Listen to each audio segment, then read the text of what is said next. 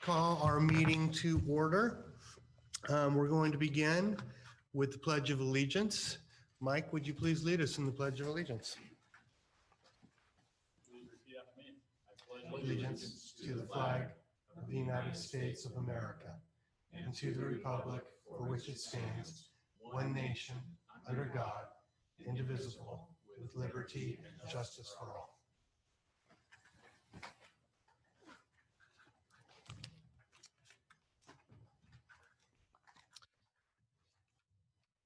Okay, now the time is provided for public discussion. If anybody would, roll call first. Thank you. Okay, let's begin with roll call.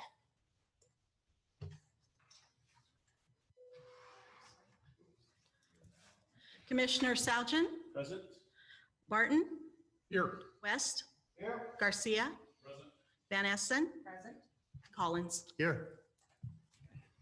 Thank you, Mitzi. And now we're open for public discussion. There's a time provided to the public to address the Planning Commission on items not on the agenda today. State law prohibits the commission from taking actions on any of these items. Each person will be limited to no more than 5 minutes of discussion time, and the total time allotted for discussion shall not exceed 30 minutes. Of course, these will happen by emails into our system. Do we have any emails for public discussion items that are not on the agenda? Nothing, Dan? We have none. None? Okay, thank you. Then we'll go ahead and move on. Have the commissioners had the opportunity to review our last meeting's minutes? I'll move to approve. I'll second.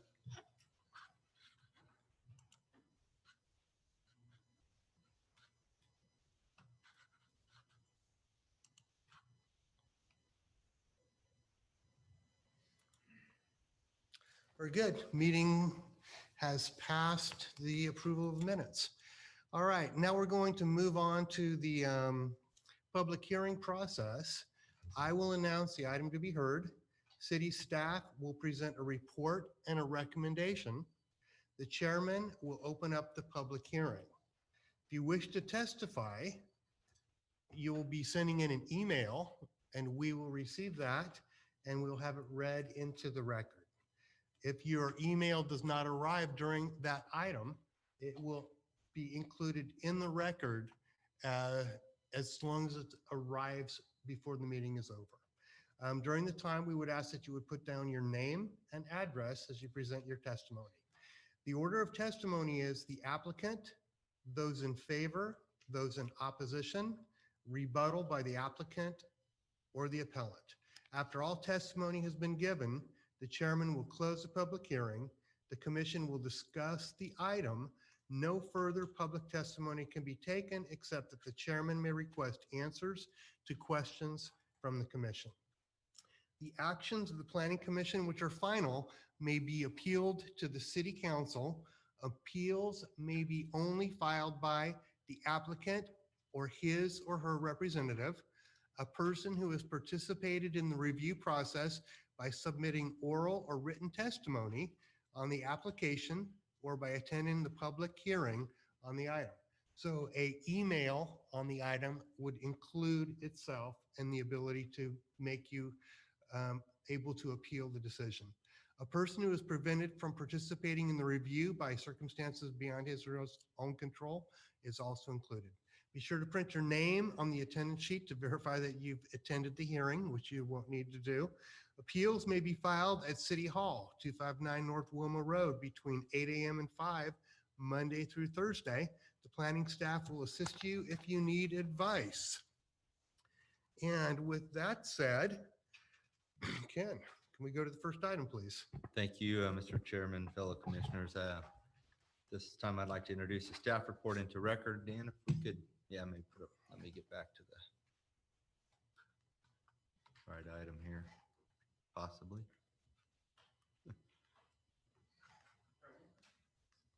There we go. Maybe a little small to see. So the request here in front of you tonight is for a conditional use permit and a parcel map to construct an approximately 13,000 or almost 14,000 square foot facility consisting of the following: a 4,500 square foot convenience market to be open 24 hours per day with a drive-through, a 5,000 square foot fueling facility consisting of 8 pumps, which has 16 fueling stations, a 4,482 square foot car wash facility, and 12 electric vehicle charging stations, all on 1.73 acres. The parcel is located at 710 North Jacktone Road, which is on the corner of Jacktone and Canal Boulevard, and is in the mixed-use district. As you can see on the vicinity map, it's actually on the north parcel there, the northeast parcel on the corner of Jacktone and Canal. Get to the next slide here. If you can zoom out a little on that one, please, Dan. Thank you. The exterior of the convenience market building appears to be a combination of split face brick veneer, stucco, and some composite metal panels. The roof will be flat. However, it will be accented with parapets around the perimeter and different elevations to break up the massing of the roof line. Additionally, the storefront will contain several awnings over the entry doors. Go to the next one there, Dan.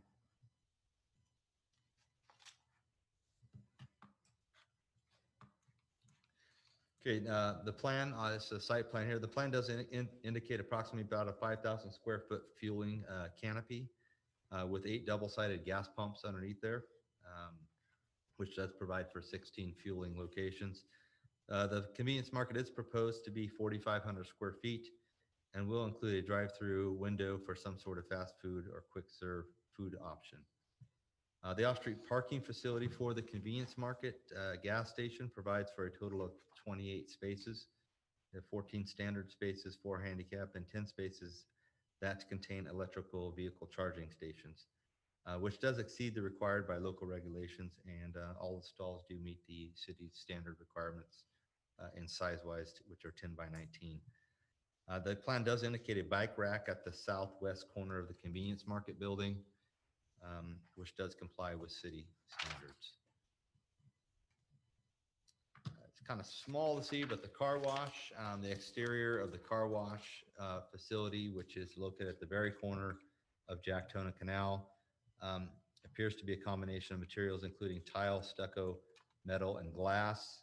The plans indicate the car wash building or tunnel to be approximately 4,500 square feet in size, and the site also includes 8 vacuum stations. Access to the site will be provided by one new commercial driveway approach off of Canal Boulevard and one existing driveway approach, which is on Jacktone Road. The one on Jacktone Road will require some modifications. They will basically be removing what they call a pork chop median island that comes into that site, which was meant to make the traffic for right in, right out only. And they also will be modifying some of the driveway, the median island in the main driveway there as well to provide better access to the site for the gas station convenience market. The new commercial driveway approach off of Canal Boulevard will be, it's about located about 200 feet, which is the farthest possible distance for this site to the east from the Jacktone and Canal Boulevard intersection. This access on Canal Boulevard will be restricted to right in, right out only due to the existing center median, which is on Canal Boulevard. Since the site is proposed to be split, a reciprocal access easement will be placed on the parcel so that cross circulation and access will be assured for perpetuity with the project. The site plan also indicates a future direct access driveway off of Jacktone, which is in the middle of the site, to the gas station. This access may be allowed in the future once a traffic signal is put at the intersection of Jacktone and Canal, and an accompanying traffic report by a traffic engineer would show that that would be a safe movement to have, or a safe movement to make there with a new driveway approach. So that's something that's not guaranteed at this point, but it could be something obviously that would come in the future. Although there's no lighting indicated on the plans, adequate lighting for security around the building is a requirement of the project. The site contains approximately 12,827 square feet, or roughly 16.9% of landscaping, which does slightly exceed the city standard of 15% for the mixed-use district. The applicant at this time has not indicated any detail to plant species or submitted a detailed plan. However, that is a requirement to be submitted to the Planning Department and Public Works Department for review and approval. There's one trash enclosure indicated on the plan, which will serve both parcels. An appropriate reciprocal agreement will have to be recorded on the parcels for this shared use. The trash enclosure will be constructed per City of Ripon standards and will be required to be covered. The design of the enclosure and associated roof system shall be architecturally compatible with the convenience market design as well. All signage on site will have to comply with the current City of Ripon standards, and the applicant will be required to submit separate permit applications for their signage. A conditional use permit is being required on this project. Conditional use permits are required because the gas station or the convenience market is proposing to be open 24 hours.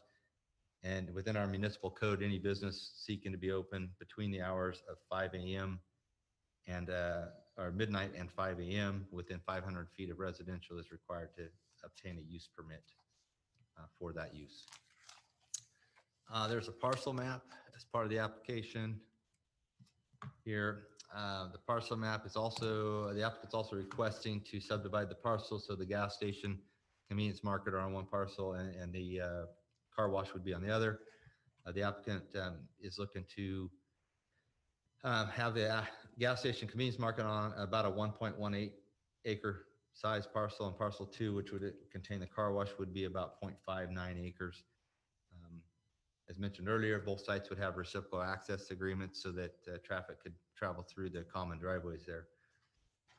They are seeking also for a right-of-way abandonment, which is that left corner piece that's got some hatching there. Some time ago when the Tractor Supply and Les Schwab came in, the original development was being proposed to have a roundabout at that location. Since that time, the council has acted on that and decided not to do a roundabout there in the future. Would most likely be a traffic signal at some future point. So that was extra right-of-way that was given to the city way back in the day in anticipation of a large roundabout being there. So it's not necessarily needed. So they are seeking to have the city abandon that right-of-way, and it would be part of the access and stuff where the vacuums are for the car wash site.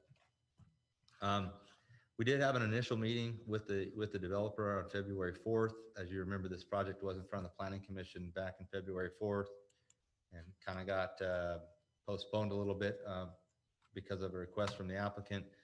They did, since that time, they did basically remove their application from the city, reconfigured it, kind of actually flipped the site. The convenience market used to be more on the corner and the car wash was more north on the site. And they did resubmit, and that's why it's back in front of you today. We did send out several public hearing notices in the past when those were on the Planning Commission meeting, and we also noticed this meeting tonight that it would be as well. So we did meet with the applicant, went through with the project review team and the review committee, and all the conditions and concerns and conditions of approval have been included in the staff report for you this evening. And at this time, Mr. Chairman, I'll turn this back over to you. When you do open the public hearing, I do have several emails that were sent in that I need to read into the record for the public hearing portion.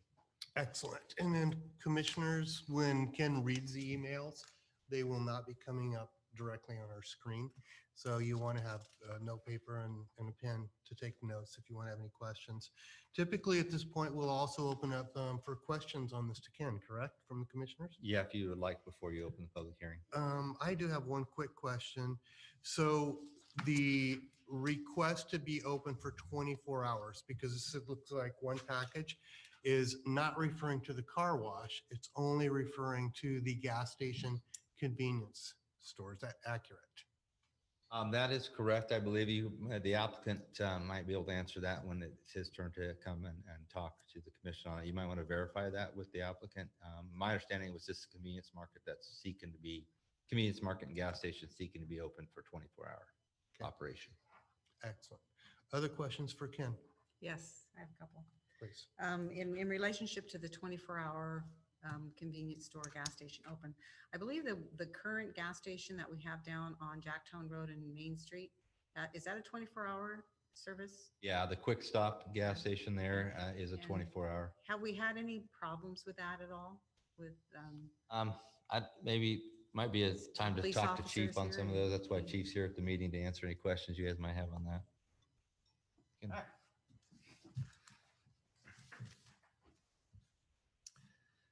Been there if you want. Yes, Commissioner. We have very minor issues at Quick Stop, partly because of the ownership and the workers are very well versed in how to address difficult situations. So they basically police and take care of themselves with very few actual calls into us for service. We don't have any violent crimes that have recently been reported or occurred there. Traditionally, they involve shoplifting or of items from the convenience store, typically alcohol. okay, because just because I know this is going to be close to houses too, I know that might be a concern. So, okay, thank you. And then the other question I have, Ken, is where are the electrical charging stations going to be on that site? Let me get back to that. Possibly, if I can get back to that.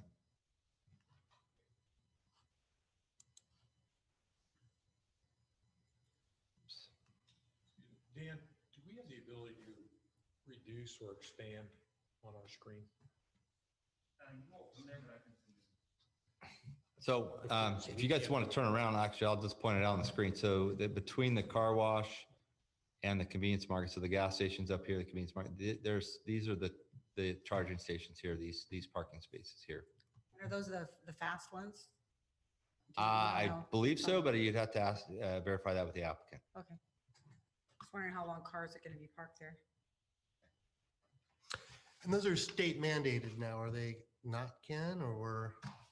They are not state mandated to have the charging stations. They are mandated to have clean air vehicle sites that are labeled. And I'm not sure they are mandated to have electric vehicle sites yet. Okay. The clean air vehicle sites, they're mandated to be signing those, but as of today's date, it does not mean that a non-clean air vehicle cannot park in those. Thank you. Got a few questions. Ken, well, one, it says that one of the proposed tenants in the C-store is going to be a Starbucks. Is that expected to be a full service Starbucks like we'd expect at the other two here? I would probably defer that to the applicant. They had listed the possible people that would be in the store. They're looking to do a Baja Fresh and a Starbucks. I think, like I said, I'll let them answer that question. I think the ones that end up being in these convenience market are not a full service like you would see. We have the couple here in town that are full dedicated Starbucks, but they. But there is a drive-through. Yeah. My just concern of that is, I drive by the one over the newer Starbucks, and that drive-through is always backed up onto Main, and that definitely creates some challenges. My other question, just clarification from access to this site, is there any access off of Jacktone in this proposed? I know you stated that in the future, if there was a signal put in, but is there any access off of Jacktone? There is access off of Jacktone. It's actually the existing driveway approach that is just to the north of the site. The driveway approach actually runs from Jacktone over to Camps Way. It passes on the south side of Les Schwab there. It's like a common driveway for that whole shopping center area. They will be utilizing that as one of their entrances to the site. They'll be making some modifications to it because the median island work and stuff that was existing there doesn't facilitate a very easy movement.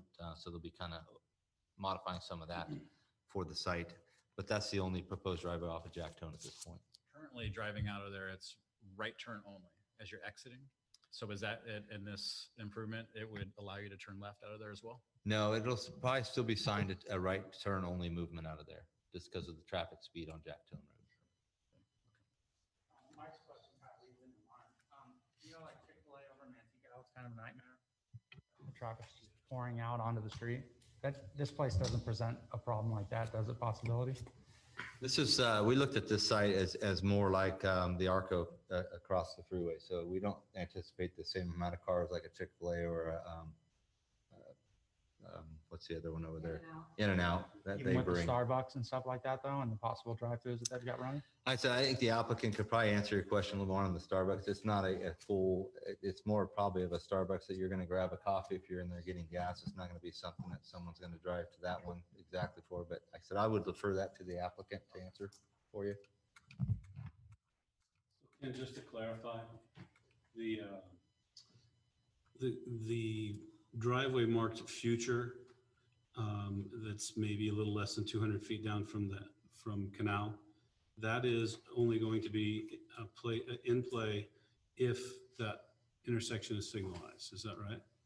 That'll be in play when and if that intersection is signalized, and also with a supporting traffic, a report from a traffic engineer that would show that would be a safe movement without having any issues being that close to an intersection. So even with the signal there, if there's a traffic report that comes through and it's not considered a safe movement from the traffic that's out on Jacktone Road, then that will not be granted.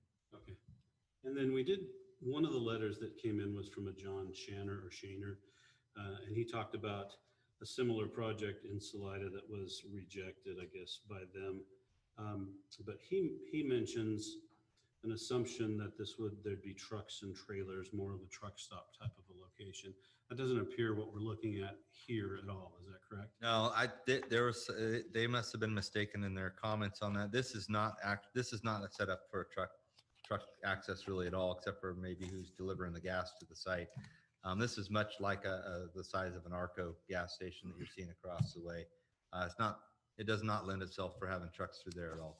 And it's not proposed to be a diesel. I mean, they might have diesel for vehicles there, Okay. one of the pumps, but it's not proposed for Thank you. traffic. All right, any other questions for Ken? Yeah, Ken, maybe I missed this in your report, but the expected water use for this site due to having a car wash there, is that, are they within city regulations in that regard? They are within city regulations. Car washes that we have like that get put in now have such recycling restrictions on it that they're not, I guess, overly burdensome on the water usage. We had Public Works reviewing that and they didn't have any comments in contrary to that. Thank you. And could you just, perhaps for my benefit only, explain how a self-contained stormwater system works? They've got to capture and recycle all of their storm water.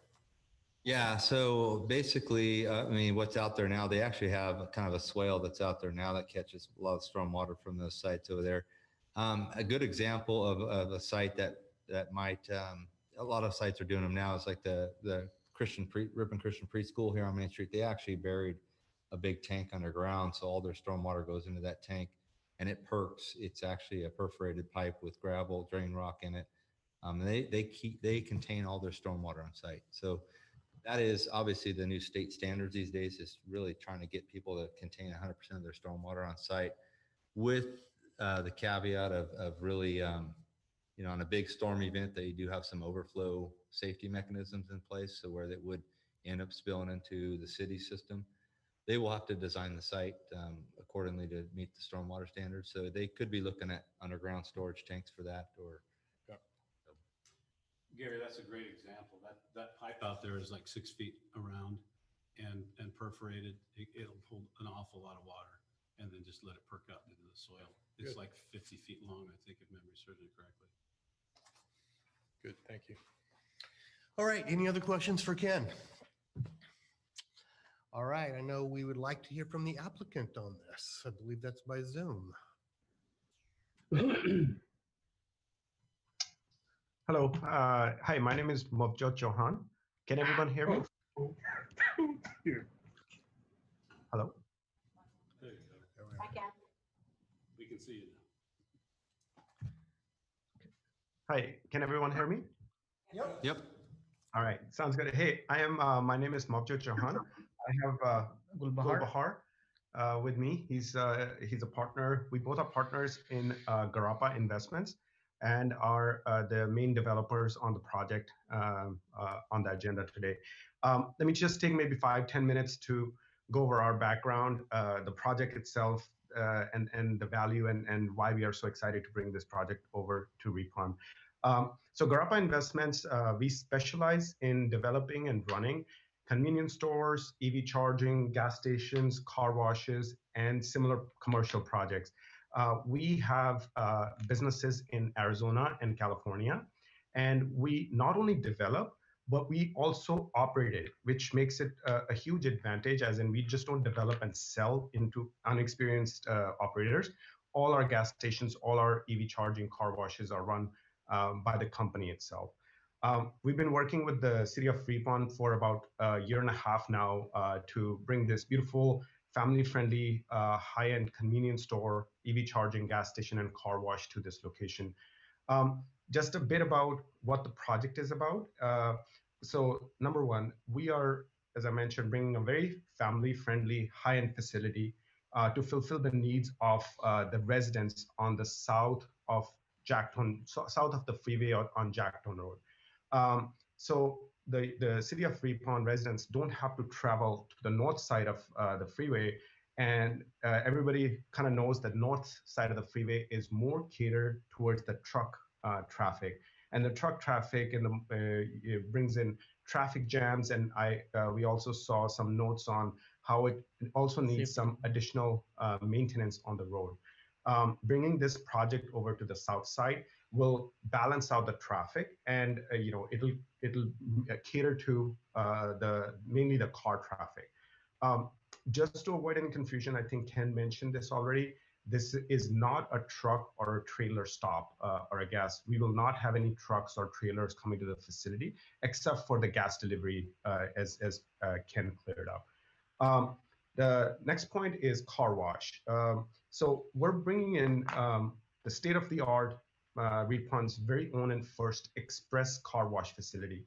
One of the concerns that was being raised was the car wash may generate more noise than usual. So a few things I want to address that with. The car wash has a sound absorbing tunnel. It's state-of-the-art, patented, also contains state-of-the-art patented high-end equipment that limits the noise. We've also done research. We have research and noise study level done on the car wash itself, and I'm happy to send it to the city or the actual study. In the study, it clearly shows that anything beyond 40 feet of the car wash is basically ambient noise. I looked up on Google Maps, and the nearest house across the street is about 118 feet. So, it should definitely mitigate that risk of any kind of noise being generated. Furthermore, the car wash is not 24-hour, as Ken mentioned. It will be from 6 a.m. until 10 p.m. And we won't have the car wash running after dark. Another good point about the car wash is that it's built on a rubber conveyor belt. Most of the older car washes are on traditional iron chain links, which generate a lot more noise. So the rubber conveyor belt will reduce the noise as well. Furthermore, city has a noise ordinance, right? We will adhere to all the city rules and regulations, so there shouldn't be any issues, with that as well. Another question that was raised was the water, recycling the water. The car wash will have a water reclaim system, which will, which we should not have any concerns with or mitigate any risks with underwater contamination. So all the water is being reclaimed by and reused at any given time. The next point is the EV charging station. This is going to be the supercharger, fast charging is one of the questions being asked. And this will be, we're super excited to bring the first next generation Tesla supercharger backed by solar panel. So we're also trying to make the whole facility and the project green and environment friendly as well. The last point is the safety, beautification, and lighting plan. Currently, if you notice, the entire area is super dark and Barron, we will bring beautiful landscaping and lighting in multiple ways. The landscaping will have green hedge towards the Canal Street. That will also reduce any sort of noise from the car wash and the facility itself. And of course, the lighting plan will help with the safety and the bus travelers. There's a bus stop right there who will actually use and feel safe using that area because there'll be a fully lighting facility over there. We've also tied with the city police department to have camera access so the police can respond quickly to any emergencies and safety concerns. This will be live so they can just see what's going on. And also the building design is going to be glass. So you can actually see what's going on inside. It won't be covered or anything like that so that the police, if they are even patrolling, they can actually view it just from the street itself. And just for the closing statements, besides everything we have stated, of course, it will bring in employment, generate revenue for the sales tax, amenities such as high-tech car with EV charging, first of its kind for Ripon. And of course, other businesses will get attracted once they see a lot of the city of Ripon residents using these services. Happy to answer any questions, and thanks for giving the opportunity for us to talk. Thank you. Ken, is it appropriate for commissioners to go ahead and ask questions now? All right, commissioners, questions? Sure. I have one. You mentioned the noise levels from the car wash. What about, so two questions I'll ask them at the same time. Noise from the vacuums that'll be out there, because 10 p.m., 6 a.m. and 10 p.m., those are some long hours, pretty early and pretty late. And then secondly, will there be an attendant at the car wash station itself, or do you slide like a credit card in and go kind of a thing?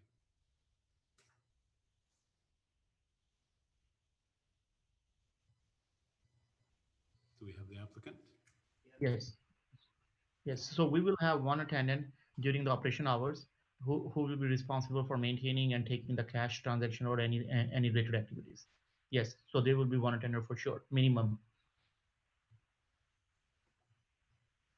And to answer your vacuum noise, so as we said, so we have the best technology vacuum that will be inside the tunnel, but only the vacuum pipes will be hanging outside for the self-cleaning stuff. Plus, we are putting the landscaping hedge to make sure that the noise doesn't go too far if anyone is using a vacuum.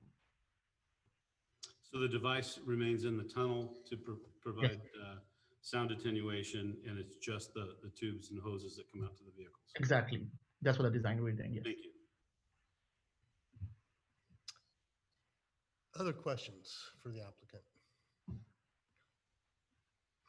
I have two quick questions. The approximate height of the hedge, and then the lighting. And then if you could just confirm before you get to that, you had mentioned that the car wash would not continue after dark. So my assumption is it starts in the morning and then it ends at dark. The hedge sounds good to help break down some of the ambient noise. Other concerns that I might have is the lighting of signage facing Canal Street. It's a impressive building. Are the lights on that side of Canal Street going to be elevated? Are they going to be lit up? Or are they just going to be non-lit signage?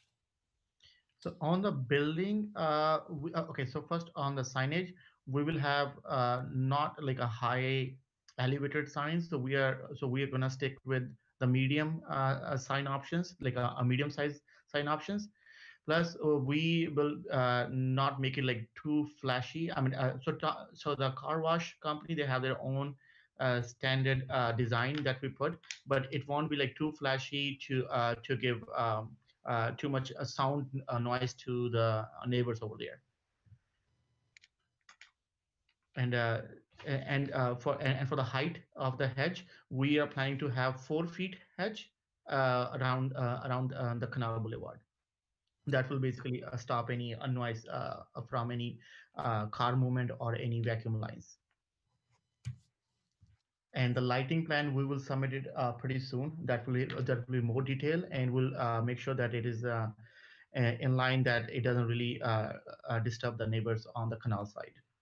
Excellent. Could you just clarify for me, as I look at the car wash from Canal Street or the homes across the street, will I see illumination on the signage there, or are they not illuminated? No, so the main signage of the Thomas will be towards the Jacktown Road. Okay. The one that, yeah, so yeah, because the tunnel runs in parallel to the Canal Boulevard. So the sign will be in the front on the Jacktown side.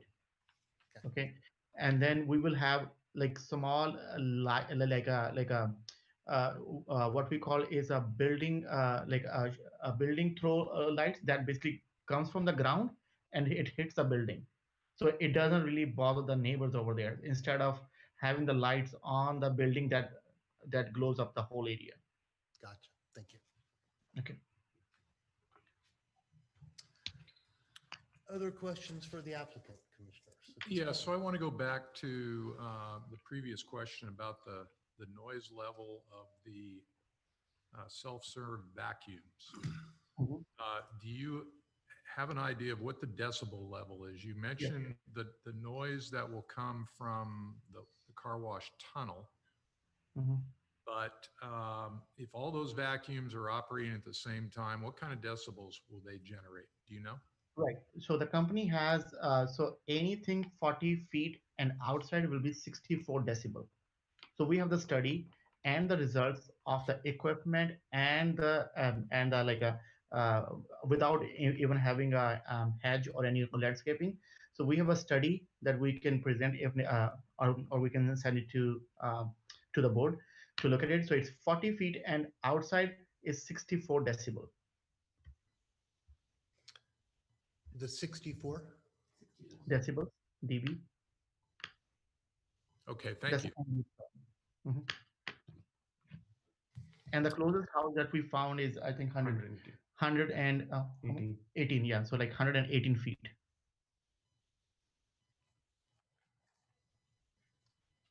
Could you repeat that last statement again? So the closest house, like a residential house, we found from our car wash vacuums or the site is 118 feet. Okay. And the study that we provided, after 40 feet, it's 64 decibels. So it's like an ambient sound that we call. Okay. So we are too far. So we're like 3 times more than what the study actually provides, like how much, how low those that noise would be. Thank you.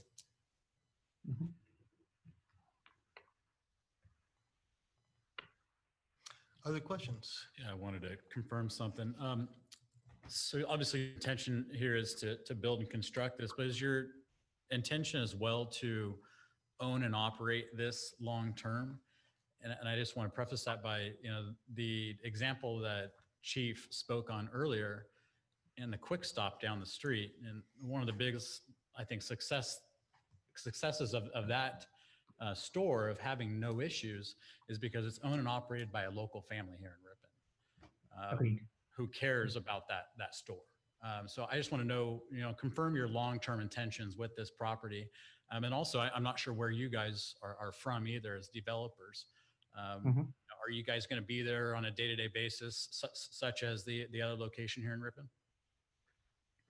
Yeah, so let me answer first in this way. So yes, so we develop and we operate and run the business. So that means so we are not going to just develop it and lease it to someone to run it. Okay, so so we have even our financiers have agreed to finance this project only if we develop and run the operations of this business. Okay. That's something that's usually stated before this. You missed that. Where do you live? Yes. Pleasanton. So we're about 40 minutes out in East Bay in Pleasanton. And that's where we are right now. But when we say day to day, of course, we'll still have employees and we want to give employment and so on and so forth. But it'll definitely be that's part of our loan contingency as well. So it's just not city's requirement. If we can't operate it, our loan financing will not go through. And we have identified a nice, we have already identified, but we're gonna keep looking more. A nice, like a local manager in the area that lives like 5 minutes away. Okay, and he will pretty much on the day-to-day, he will be there, and one of us will be there at least every day or every other day to look into the operations of it. Do you already have that person picked out? Sounds like you already have them picked out. Yeah, so we have identified one, but we haven't confirmed it yet. But we have identified a very nice person who has been managing gas station and the C-store from last 15 years, and he has a pretty good reputation in there. Okay, any other questions for the applicant? I've got two more. Thank you. Yep. You're proposing also subdivision on the land to have the car wash in a separate parcel. Is that correct, Ken? Yes, that's Okay. correct. Is that car wash going to be leased to another party, or is that also going to be operated by yourselves as well? No, it is not, but it really helps up on securing some finance separately for car wash and the equipment, because it's a very high-end and costly car wash, and to separate it out with the other businesses. So that's why the main idea behind was to basically have a separate financer, and we have already have it. So that was the main reason behind it. But we're gonna be developing and running both of the businesses by ourselves. Okay. And then you mentioned, or at least in the staff report, mentions two tenants, Baja Fresh and Starbucks. Do you already have LOIs from those two tenants? No, And we do not, and Starbucks- we are Good. right. We do not, and we are working through them. So we have like a couple of more interest shown up, like Burger King, and and then we also have like Jamba Juice also looking for it. So we have a couple of them, but we didn't commit anything, and we don't have an LOI, but we are still in a negotiation to see which one fits best. And I heard a comment of a long backup of a drive-through lines. So we have strictly considered that, and if you really see the site plan, we have at least 8 to 10 cars that can be behind the C-store drive-through adjusted over there at the same time. So we just make sure like it doesn't really back up into all the way into the Canal Boulevard. So we have a very long drive-through over there. Thank you. One more question. Is it your intent to build both of these separate projects at the same time? Pretty much, yes. But because, as we said, the car wash is pretty much like a franchisee model. Like they have a Tommy's Car Wash, so they have their own, designs, on model, on team, their own team who designed and built it. So it will start together, but it may take like one may go earlier or one may go slower, depending upon how they how the things get along. But yes, but we are planning to trigger both together. Thank you. Okay, other questions? All right, please stick around. We are going to be going through some email testimony, and then we're going to have you back at the end, unless there's anybody else that would like to speak in favor or emails that we have received in favor of this project. Okay, excellent. Are they in favor of the project? Yes. Okay, good. Please, if we could have somebody, some testimony from this individual. Can you hear me? We can. If you could please Okay. state your name and address. Yes. Good evening, Mr. Chairman and Commissioners. My name is Tara Mortensen. I'm with Galloway Planning, Architecture, and Engineering, located at 7591 North Ingram in Fresno, just down the road. We're responsible for the site design, the architecture, the landscape architecture, and all the entitlements and permitting for the gas station, C-store, EV charging area, and then helping out with the site planning and design for the car wash as well. Just first of all, wanted to say big thank you to Ken and the staff for working with us and the applicant to help develop the site plan that you're reviewing. to make sure that we're meeting city standards and especially the needs of the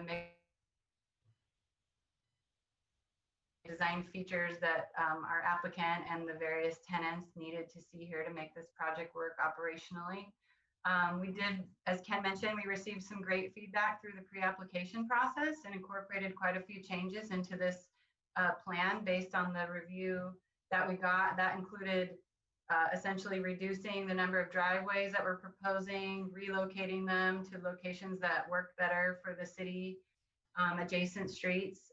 We shifted the C-store and the gas station up to the north end of the site to get them further away from the residences and with that 24-hour operation, understanding that may have been a concern, and also providing ample space for landscaping, especially along both of the project frontages. As Monty mentioned, they have some really great tenants lined up for this site and are excited to own and operate this high-end facility in Ripon. And we also feel that it's a great use to be proposed for this particular parcel, and are hoping that it'll help spur some growth in the development where there hasn't been much activity since Les Schwab and Tractor Supply both moved in there. And we're just really excited to jump in and get started on the design and try to get this thing under construction and open so everybody can start washing their cars in Ripon. And so just thought I might be able to help answer a couple of the design related questions that came up related to the question about state requirements for EV charging. Currently under CalGreen, you're not actually required to or install an actual EV charging, but just required to stub for future EV charging. And in this case, we would only expect to see 1 or 2 required, but they're proposing 12, which is obviously well beyond what is required and pretty exciting for the area. As far as the drive-through stacking, as Gulbahar mentioned, we have room for 8 to 10 cars in the drive-through itself, but as far as any concern as to whether there would be any impacts to city right away, I mean, you'd see 25 cars before they had a chance of touching right away. And unfortunately for any tenant around, they're not going to see that kind of stacking. So regardless of whoever they propose, there should not be any issue there. And also the site is not designed to accommodate any truck access on site as far as fueling or servicing. It would be purely just the fuel trucks and any delivery trucks accessing the site. They actually wouldn't even make a full movement through the site. The plan is to keep them at the north end and using the shared drive aisle up there that already serves the Les Schwab parcel, who has fairly large delivery trucks. Regarding the water usage that we would expect for any of the uses we're proposing, we don't expect they would require any service beyond the typical domestic water service. And that's including the car wash, who their high-tech system makes better use of water than even a standard residence, probably in some cases. So we have no reason to expect that would propose any issues. Regarding stormwater, to confirm, we have been looking at that, obviously, as we're working through site planning, and we do fully anticipate to propose an underground storm water percolation type chamber system, as you mentioned, that you've seen on another project. And we have kind of space plan for where that will go already on this site. Regarding lighting, we do intend to submit a photometric plan that will meet all of the city's lighting requirements as far as providing safe lighting, but also not shedding light onto adjacent parcels beyond what would be allowed. And as Ken mentioned earlier, we'll also be preparing a landscape plan and look forward to working with your team to incorporate some landscaping that everybody will enjoy and meets requirements.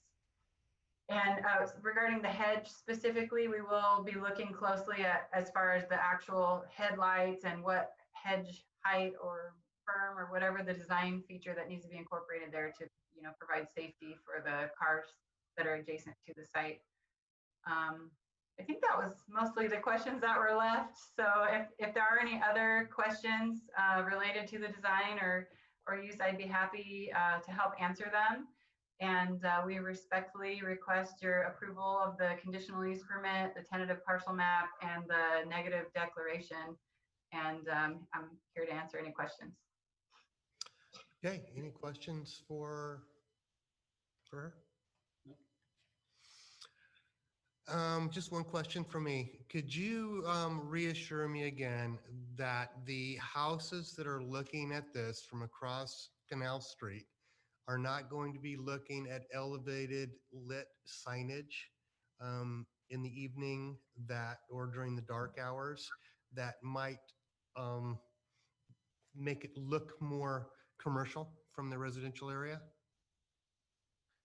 And I'll let the Grappa gentleman answer what they have in mind and what the tenants have been expecting as far as signage. But as far as meeting code requirements, I believe the intent is just standard monument signs, none that would have any, well, we're not allowed to show any light toward residences anyway per code. Okay. Right. Yeah, I can answer on that one. So the plan is, so we will not, I mean, when we submit the building plan, so we'll make sure there is no LED lit sign that throws a light towards the street or the neighbors. We will have a sign that is not lit, but we will throw a light from the ground that will just make it, like a visible, right? But it won't have its own light that's basically glowing up the whole area. So that's the way we're gonna handle it. But yes, there will be no like lit sign that will glow up the whole area on the Canal Boulevard. Okay, thank you. Other questions for them? All right, any other proponents on Zoom or emails in favor of the project?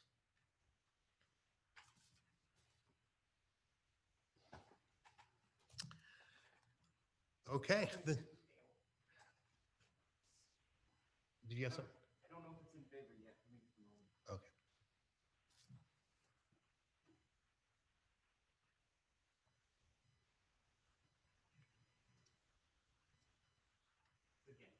It's against. Okay. So at this point, we're going to go into those in opposition to the project. This will happen, I believe, at this point exclusively by email. And Ken, will we have a chance to stop and ask questions after each email, or how do you recommend we proceed? Yeah, I would recommend it. I'll read through the letters. I do have 20 of them here. I think Dan's got another one over there. And as I go through them, if you have some questions on what I just read, speak up or ask at that point versus trying to write them down and figure out how to go back through them. So with that, I'll just kind of start going through them, read them into record here for you guys. And like I said, we'll just go from there. So the first one we got April Thompson, 651 Meadowland. We live at 651 Meadowland Drive, which backs up to Jacktone and the farmhouse on the southeast corner of Jacktone and Canal, which would be directly across the street from the planned 24-hour gas station, car wash, mini market, and fast food restaurant that will be discussed today. Having discussed the situation with our neighbors, we object to any 24-hour business going in so close to our homes. As I understand it, the parcel is zoned C1 light commercial, and we have no objection to businesses that are currently there, such as Tractor Supply, Les Schwab, Tire Center, Bow Country, and Canal Street Grill, as they all have daytime operating hours and do not generate much noise or traffic. However, a 24-hour business of any kind will disrupt our quiet enjoyment of our backyards, which we have spent considerable amount of money and time to improve, bring in increased traffic, which would impact the safety of our walks and jogs around the neighborhood and possibly bring increased crime with the extra traffic. Many of us have children who play outside and are in the road often. We are concerned that allowing a 24-hour business so close to our homes will lead to other 24-hour businesses even closer. We have always worried about having to hear, "Do you want fries with that?" from our backyard pool. We moved to Ripon 20 years ago for the high quality of life and excellent schools. We have been pleased to raise all 4 of our children here. Our property values have been preserved by your high standards and good planning. Please help us preserve this way of life by not permitting this 24-hour business. Thank you very much. Any questions for Ken? Any questions on that? Just one clarification. They did say C1 zoning, which they zone actually for the proposed project in front of you tonight is mixed use. There is a C1 zoned parcel, which is that house that's on the south side of the canal in Jacktone. There's a house that sits on that corner. What was their address again, Kim? 16 or 651 Meadowland. Second one we have here, Stephanie Lopez, 1632 Davis Street here in Ripon. Planning Commissioners, I object to another gas station in the Jacktone Road area. There's Quick Stop, Love's, Flying J, Arco, and Chevron. Ripon doesn't need any more gas stations. There's a subdivision right across the street. Build responsibly.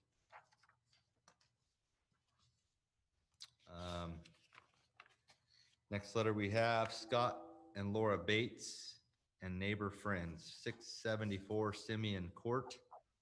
This letter, basically, we are very disappointed that the city is planning to rubber stamp this project without the proper public hearings. The city of Ripon has done everything possible to make it difficult for citizens of Ripon to comment on this project. It seems the city of Ripon has tried to misinform the citizens of Ripon about this project. Not once, not twice, but numerous times, the city of Ripon has changed or canceled the public hearings on the Jacktone Road Canal Boulevard gas station. The city has even put the incorrect day of the week for the meeting on notices, later corrected. The city of Ripon at one time said that Galloway and Company, Inc. pulled out of the deal and was not interested in the project anymore. Was this a lie? The city of Ripon has not been transparent with this project, and I'm not sure why. Maybe because they know we do not need another gas station this close to 5 other gas stations. We are against this project for numerous reasons. First, drop in home prices. Studies have showed that gas stations, convenience stores, and car washes close to family neighborhoods cause home prices to drop. Second, increase in theft. Studies have shown these types of businesses bring in increase in residential theft and vandalism, especially during the winter when it is dark from 6 p.m. We will not be able to leave ladders or tools or anything in our trucks or cars at night, as these will be taken. Third, unsafe traffic problems will cause more traffic problems in an area that already has problems. This project will bring safety concerns for families who walk around the neighborhood because of the lack of double sidewalks on Canal Drive. Fourth, traffic congestion, streets and overpass not constructed for this type of business and the traffic it will bring. Jacktone is already under watch for public traffic getting off the freeway.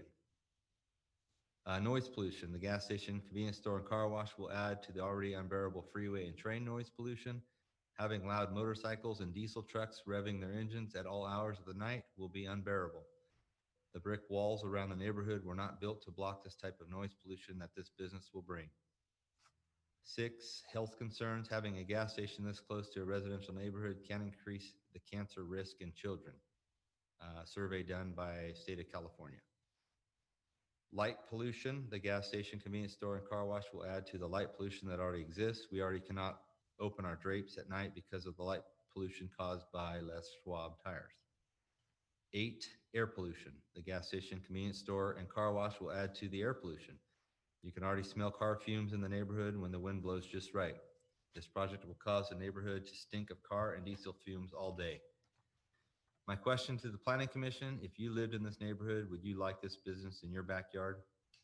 If the Planning Commission wants to approve this project, they must limit the hours that the business is allowed to operate. Having this type of business operating 24 hours a day puts too much stress on a family neighborhood. We understand that economic growth is important and feel like there are many types of businesses not open 24 hours a day that could go in there that would not be a detriment to the community. I hope the Planning Commission listens to our objections and does not allow these types of businesses in our neighborhood, or if they do, they put restrictions on these type of businesses. We also want the opportunity to talk to the Planning Commissioners in person. We do not want this project just to be rubber stamped. We do not want to be forced to other types of action to stop this project. Thank you. Any questions for Ken? Is that valid? Will real estate go down? We don't. I'm not a real estate expert. We don't have any information on that. Can you speak to what they're accusing as a lack of transparency on this project? Yeah, we did have some public hearing notices that went out when we were looking at the project. Obviously, it came in February, it got postponed until I think it was the April meeting. We did not have a March meeting. So we re-noticed it for the April meeting. At that time, after that time, the applicant did remove the application. And it took this much time to get back in front of the planning commission after they redesigned it. They decided to pull the application, decided to continue on and revamp the site. So we did send out some public notices for this one. So there has been 3 different public notices for this project, just as we legally have to notice when we're having a public hearing on it. So it's not misinformation, it's just the legal public hearing notices that we've had to send out for the project. So, And we don't have the opportunity for them to sit in the audience and address us. But obviously, you've taken the time to read their letter. I think we're giving the attention it deserves. Yes, actually, some of the, obviously, some of the consideration that went into the meetings to schedule 4 items this evening was we were planning to be open, obviously, until this latest governor shut down open meetings and such. So that's why we went online, and that's why we are receiving all these via email and reading them into the record.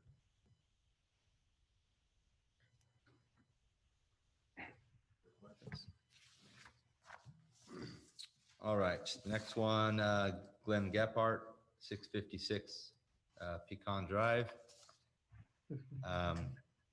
The item I am concerned about is item 1A. It's the Jacktone Canal Boulevard gas station. As a registered civil engineer and traffic engineer living near this site, my comments are focused on traffic safety. The existing 2 driveways on the east side of Jacktone Road between Canal Boulevard and State Route 99 were both designed to discourage left turns into or out of those driveways. The reason seems clear. Jacktone Road is a 4-lane arterial with a posted speed limit of 45 miles per hour.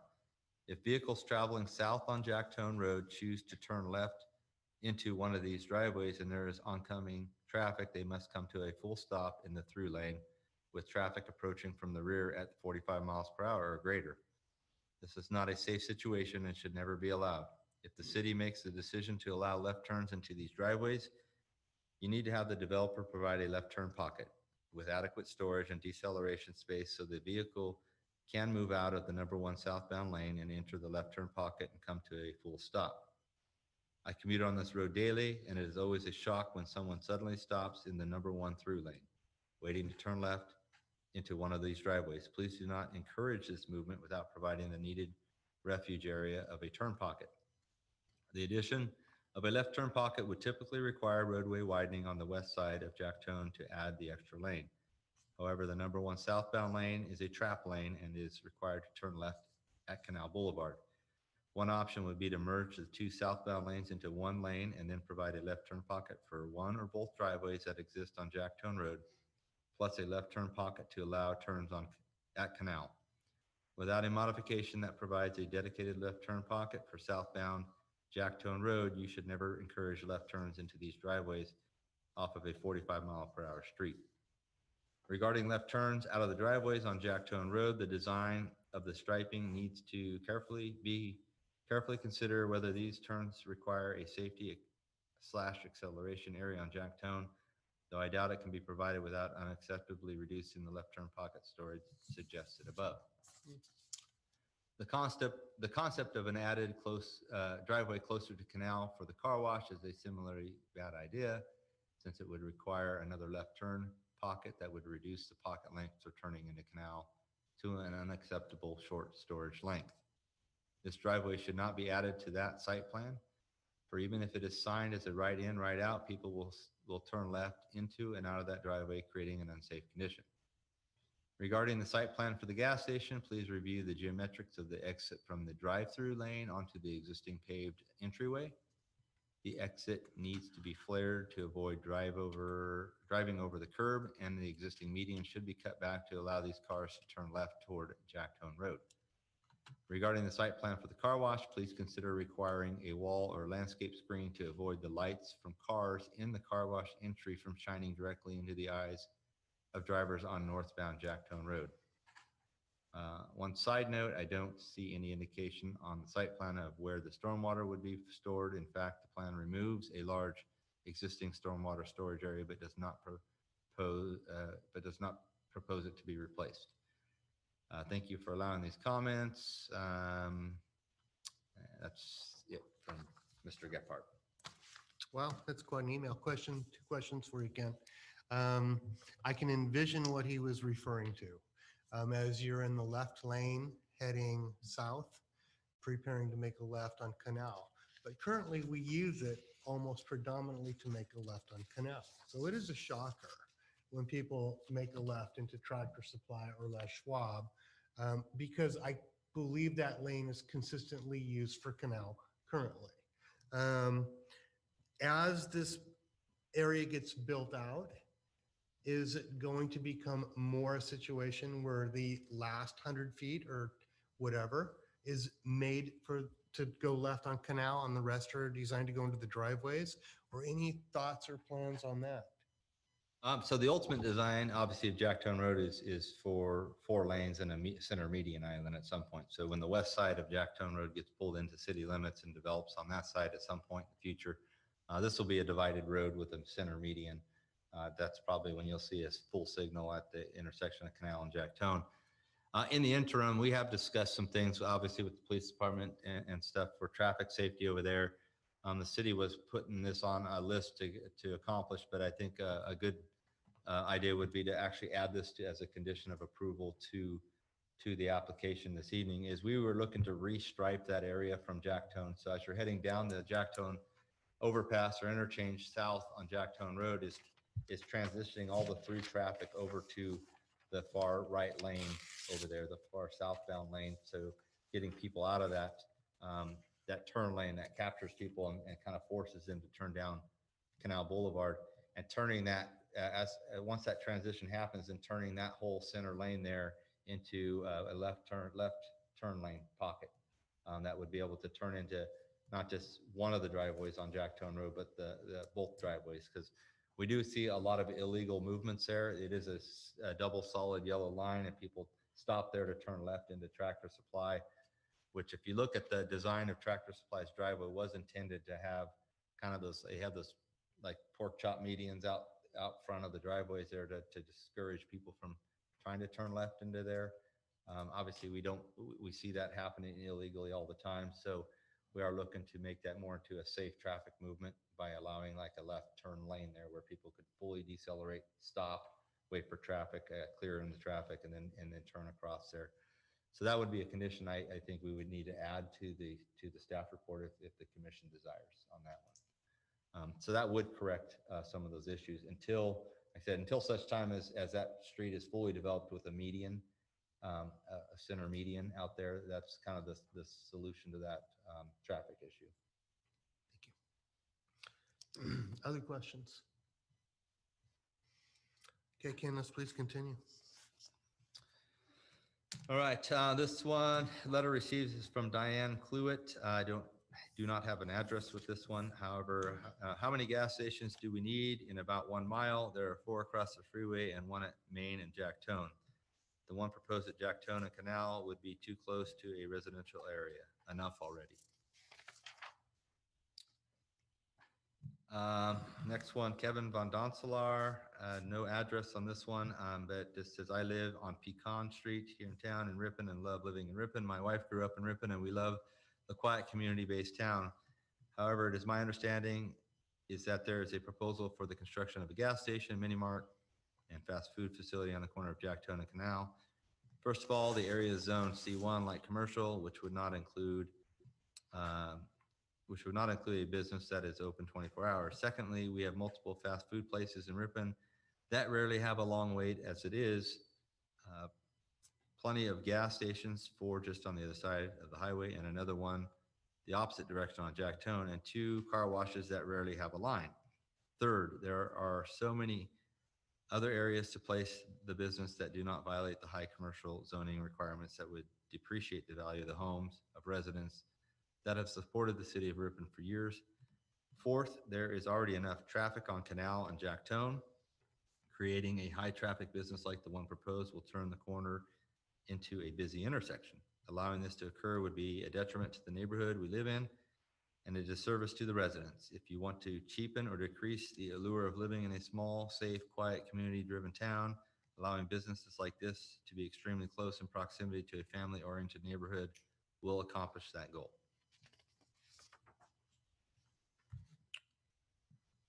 Next letter we have is from Norma Weeks, 684 Pecan Drive. We live in the area that these proposed businesses are going in. This is classified as a C1, and that states that only quiet businesses are allowed in this area. We feel this would disrupt our home and our neighborhood. We all have children and want to keep the neighborhood safe and quiet as possible. I feel that if these businesses go in, I will not feel safe in my home. I'm against these businesses going in. Also, this may bring down the value of my home, which is upsetting. Next comment is from Matthew Weeks, same address, 684 Pecan Drive. I would like to voice my opposition to the project. My concern is that this would bring a 24-hour business to the south side of 99 immediately next to our residential neighborhood. This gas station would bring overnight noise, traffic, and opportunities for crime to a neighborhood which currently does not have that exposure. The Planning Commission has in the past wisely kept this type of 24-hour business out of the areas near the Harvest Parks neighborhood. I would only ask they consider holding to this approach for the safety of our neighborhood.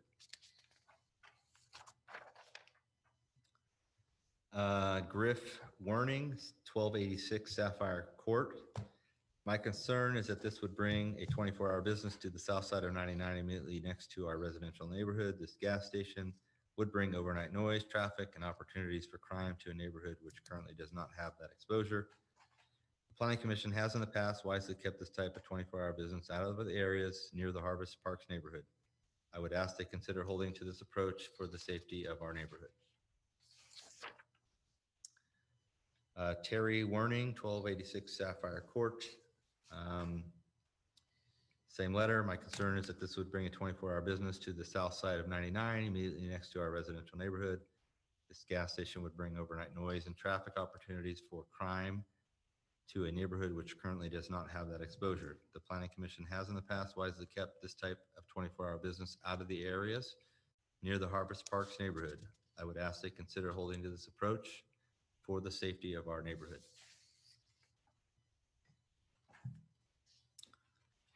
Marisol Smith, 621 Pecan Drive. My concern is that this would bring a 24-hour business to the south side of 99 immediately next to our residential neighborhood. The gas station would bring overnight noise, traffic, and opportunities for crime to a neighborhood which currently does not have that exposure. I have small children. They like to play outside. We don't want our streets to be busy. We feel very safe right now, and this would change our neighborhood. The Planning Commission has in the past kept this type of 24-hour business out of the areas near the Harvest Parks neighborhood. I would ask they consider holding to this approach for the safety of our neighborhood.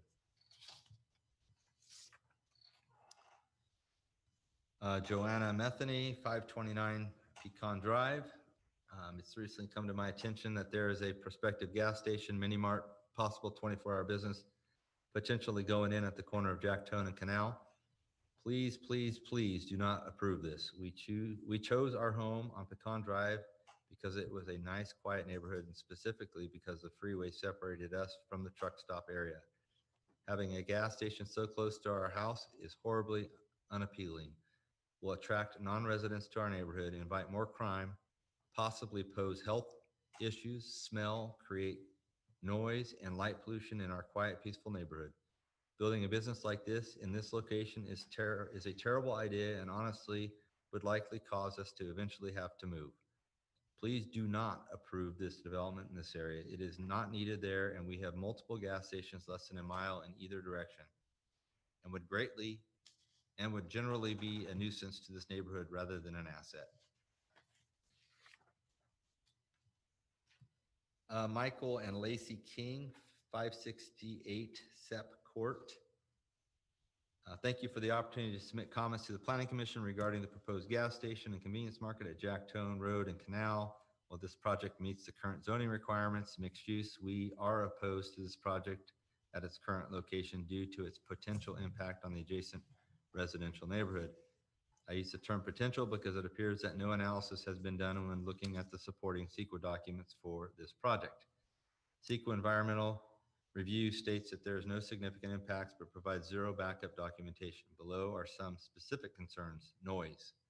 Item 17 of the CEQA document states that the proposed use will not result in an increase in noise levels or vibration for adjoining areas. How is this determined? The car wash vacuums are located directly across the street from a residential home. Air quality. Item 15 of the CEQA document states that the project will not result in an increase in air pollutant emissions, adverse effects on or the deterioration of ambient air quality. Again, how is this determined? It would appear that idling cars at a car wash and idling fuel trucks at a gas station would have some impact on air quality. Traffic impacts. The River Road, North Ripon Road gas station, also on this Planning Commission agenda, had a traffic assessment prepared. Was traffic assessment prepared for this project to determine potential impacts? While we are not opposed to development, we are concerned that potential impacts of this project have not been analyzed. If we are mistaken, please point us to the correct documents.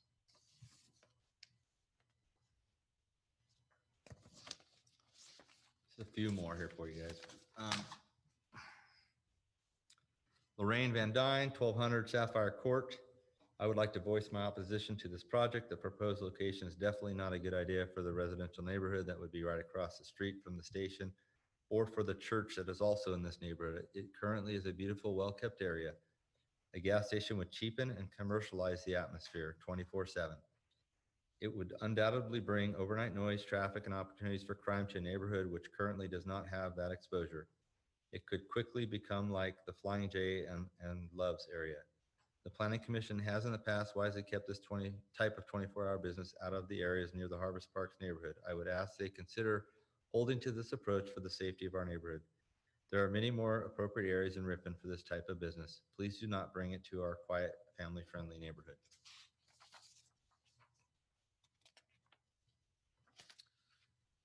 Linda Cummings, I don't have an address for this one either. I live in the Harvest Estates development adjacent to Les Schwab Tires located on Jacktona Canal. I object to the future city plan to develop a 24-hour business on that corner. This is a quiet residential neighborhood, and such a business would be very disruptive to our quality of life. Having a gas station along with a mini market on that corner means that people traveling on a Highway 99 would be stopping for gas, food, etc. at all hours of the night. Additionally, it would increase traffic and make our neighborhood a convenient target for undesirables to seek out and perform criminal activities, then make a quick getaway back onto the 99 freeway. I read the police report, so I know what types of crimes are being committed in the Jacktona Colony gas food area. By the way, there aren't any homes located directly across from those businesses. Please also take into consideration that we are in the middle of a pandemic and many homeowners are working from home and trying to homeschool their children at the same time. Those children also play at the Harvest Estates Park, just a couple blocks away from the location. Furthermore, there are fewer cars on the freeway thanks to COVID, so why do we need another gas station? We already have to worry about contracting a deadly virus. Do we need the added stress of home invasions, increased traffic pollution, or worse, human trafficking? Please come up with a plan that is going to better serve our community. Instead of opening a gas station, perhaps another small eatery, coffee shop, or a community service that is open during normal business hours. Please do not build a 24-hour business of any kind in our neighborhood. Nicole Skimper, 1241 Sapphire Court. I would like to voice my opposition to this project. My concern is that allowing this type of 24-hour business to move in directly across from our neighborhood will impact our neighborhood in a negative way. I'm concerned about the increased noise, traffic, and possible increase in crime occurring in and near our neighborhood.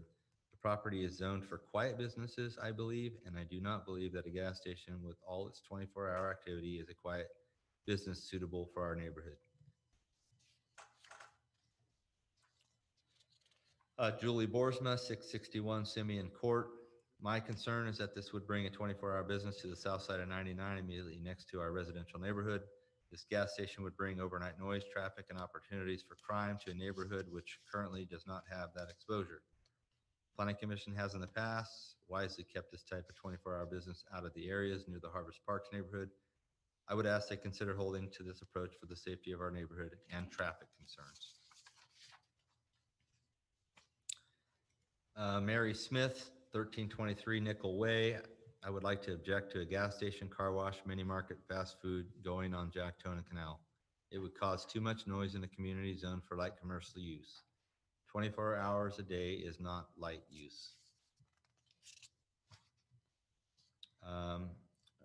Oneida Perez Alceide, 657 Pecan Drive. My concern is that this would bring 24-hour business to my residential area, which is currently quiet, safe, and peaceful. I fear more traffic and opportunities for crime would arrive from this project. In the past, the planning committee wisely kept this type of 24-hour business out of the areas near Harvest Park's neighborhood. I'm asking they continue to do so for the safety of our children and community. Don and Carrie Gaddy, 1263 Sapphire Court. Our resident is located on Sapphire Court, very close to the site of the proposed new gas station. We have concerns about placing a 24-hour gas station mini mart operation close to our residential neighborhood. As you know, the existing businesses located in the area, including Tractor Supply, Boat Country, and Canal Street Grill, all coexist without impacting our homes because they are not all-night operations. We are against the additional noise, traffic, and unwanted individuals potentially coming into our neighborhood should this project be allowed. Also, we question the site's appropriateness given its close proximity to Flying J, Love's, and the AM/PM. Does the city truly need this business, and can it compete with the 3 long-standing businesses with better freeway access and signage? We respectfully ask you and the Ripon Planning Commissioners to please consider the potential negative impact to our quiet community and deny this project. That's the last one I have. I think Dan's got one over there. Thank you. I have one more, only signed by Samantha, no last name or address.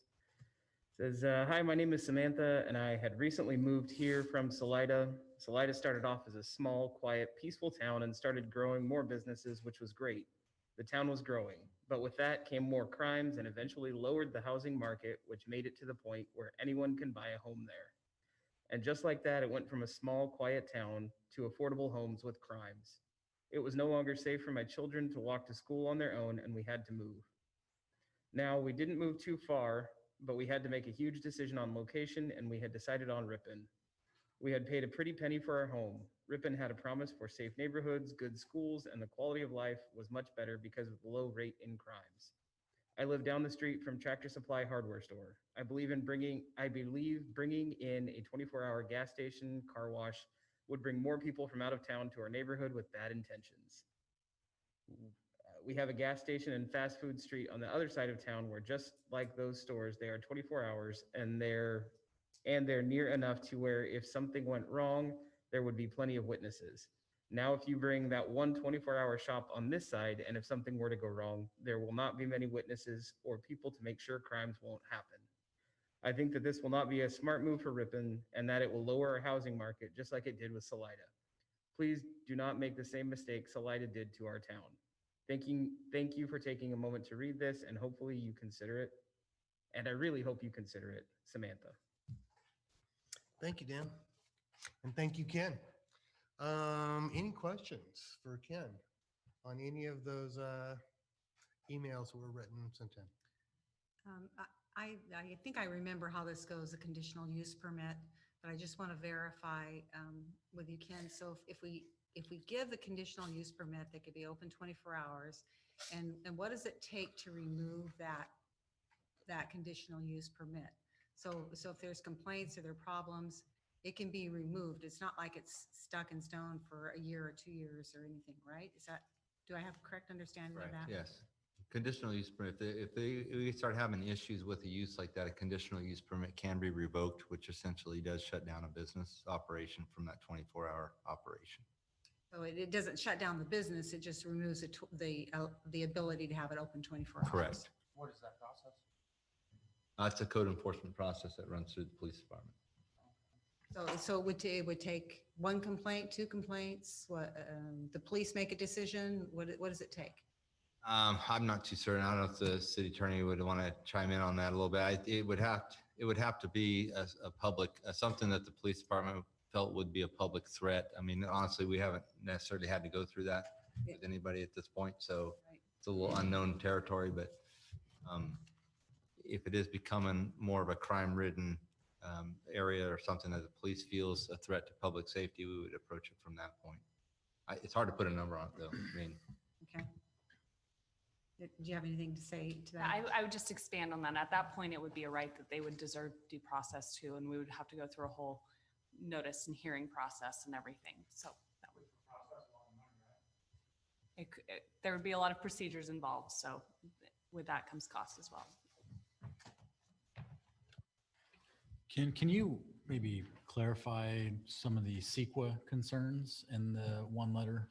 She stated some pretty specific items. Yeah, those, it's always interesting. So basically, one of the items talked about traffic and it actually even pointed to the other item on the agenda tonight. The traffic report was done out on that one, not specifically for that gas station that's being proposed on North Ripon River tonight. It was done when the project rezoned. So they changed the zoning of the general plan. So the general plan, when the general plan is put into place, certain land uses are put onto pieces of property.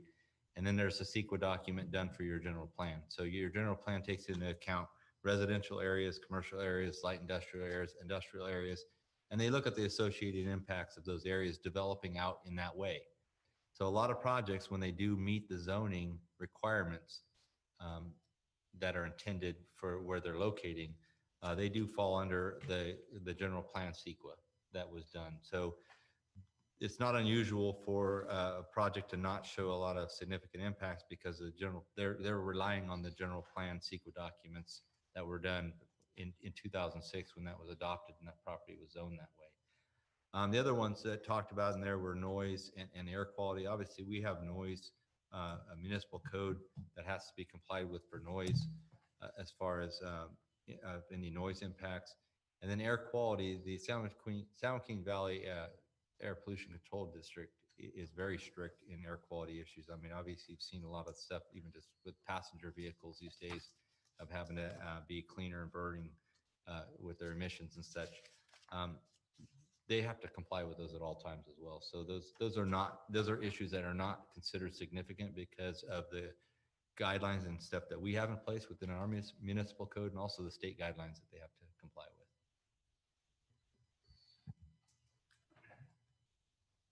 I think we have to also reiterate that several of those people mentioned that it was C1 and it's not C1, it's mixed use. So it's two different I think, usages. yeah, so it is C1. So it is, C1 is across the street. So the one where they're going to propose is mixed use. So that it isn't allowed use there. Mixed use does allow for, with a use permit, a 24-hour operation if they're, if the commission desires to do that, go that route. Yeah, the C1, it was some misinformation in some of the letters that were there. So Ken, a lot of objections about the 24-hour operation component of this proposed improvement. What would be the process in adding a condition to eliminate that, to move it to a 5 a.m. to 10 p.m. type of operation? Really no process. Obviously, with the use permit, you could specify hours of operation that they could operate under. That would be something you guys should probably ask the applicant if they're willing to even kind of go that route. They might, I don't want to speak for them, but a use permit, you can put restrictions on them. That's what a use permit is. Thank you. Like 5 a.m. too, like when people are out before they go to work, they spend time with their families, they walk their dogs, they push their kids in strollers. I mean, they're going to be listening to vacuum cleaners and water rushing out into this. There's a lot of red flags. It seems that, most everybody was sitting on noise, traffic, crime, and pollution. Maybe, Chief, could you speak to the crime issue and whether you have concerns in this location, maybe contrast it with the existing truck stops in the Save Mart Shopping Center that's right there next to the Meritage Homes and what you've seen out there? Yes, I can do my best on that. So we do have along the Jacktone corridor several 24-hour businesses from Quick Stop Market at Jacktone and Main all the way through Jacktone and Colony and Santos Avenue. We don't see a tremendous amount of rise in crime from 24-hour operations. There are some in the late evening, but traditionally it would not be extended past the hours of normal operation of regular businesses. Part of that is because of our relationship with our businesses and the management at those locations that work with us. and ask for help when they need it. And because of that, we traditionally don't get the violent crime that's normally associated with truck stops or other 24-hour businesses. Sorry, I'm going to take my mask off for a sec. Yeah, no, that's all right. Breathing. You know, a great example is the quick stop market. Again, most of the serious crime that we get at those locations are shoplifting, an occasional fuel theft. We don't see the other types of crimes that are associated with convenience store, gas stations, and other jurisdictions and cities. There is, you know, always a concern when you have that type of business, a convenience store with close proximity to the highway for on and off traffic. But we've been able to alleviate a lot of those concerns with the businesses that operate on the north side because of our patrol operations and the way that our officers, especially in the, 24 hours, but especially in the evening and early morning hours, based on their patrols, the security checks, and the way that we interact with those businesses. Now, that doesn't prevent all crime from occurring. We do occasionally get fights that occur at these type of locations, traditionally where there's alcohol being consumed, not necessarily on premise, but people that are traveling to and from those locations. And occasionally we'll get a robbery reported. Those typically on the north side at the gas convenience stations, not traditionally at the truck stops at all. But those are really far and few in between. And again, a lot of that is based on the business owners, their management and employees, and then our patrol staff's work that they continue to do in those areas. With any retail, you're going to experience some increase in crime, no matter what it is, whether it be a convenience store, whether it be a grocery type store, you're always going to see an increase of crime. It just depends on what we're able to do and how we're able to interact to reduce the opportunities for those type of crimes to occur. And that's what we try to do. And our businesses are great influences in that. Could you speak to the impact on the neighborhood, as in like on the other side of town where you have the Meritage homes? Have you seen issues out there? Is there frequent vandalism or property theft in the area? No, we don't typically see that. Just like many of our other neighborhoods in our community, our retail businesses are not traditionally attracting that type of conduct within those neighborhoods. We are typically see increased criminal activity amongst areas that not only have increased vehicular travel, but pedestrian and transient travel. Traditionally, one of the biggest areas that we see those increase in crimes are down on Reynolds Avenue and Parallel by the bike bridge. We have a large groups of outside persons coming in to use the facilities.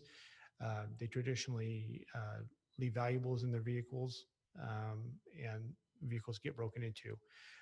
And because there's a pedestrian and bicycle traffic over that bridge into our community and out of our community, those neighborhoods traditionally will have vehicles gone through and occasionally broken into in the neighborhood. Traditionally, they tend to be at the bike bridge parking lots. Now, saying that, we traditionally don't see the residential homes near the quick stop market. We have apartment complexes and residential neighborhoods, low density neighborhoods to the west and to the south, and actually it adjoins many of these same neighborhood to the north on DeBoer and Roxy and so forth. And we see very little carryover and criminal activity coming from that gas station. Again, everything's kind of a guess to this point because you don't know until it's built. And you see the increase in traffic that comes to there. I do have to say that traditionally, I think one of the reasons we don't see a lot of the crime spilling over with the quick stop location is because traditionally you have Ripon residents using that facility. Not everyone, but you have a high population of residents using that facility. And I kind of envision the same for the Canal Jack Tone proposal gas station. Now, that's not saying it's not going to attract anybody off the freeway or commuters passing through on West Ripon. But usually when you limit those types of businesses to service our community, we traditionally have better luck on keeping the whole community safe. You know, I just had a thought as we're talking about this, the two gas stations that are over by East Main Street and where the new Starbucks is, are those are 24-hour stations, are they not? Yes, they are. Okay. See, and that's not all that far from where I live over in for where you live, Gary. So I live over by Spring Creek, and I don't ever see anything horrible happening there. No, traditionally we have very little crime reported from the Chevron since it's opened. And we occasionally have some small petty crimes occurring at the Engel station, but traditionally those again are shoplifting and beer thefts. And they're right on the freeway. Yeah, and traditionally, if we do have any type of exacerbated crime, we traditionally every 12 to 18 months we will get a robbery at one of those gas stations. That's because of the super close proximity to the on and off ramp on 99. But traditionally, we don't see a lot of the spillover into the neighborhoods. They affect those areas on their own. And then again, traditionally, there are people coming off the freeway and then get riding back on. They're not perusing through the neighborhoods over there and committing additional crimes.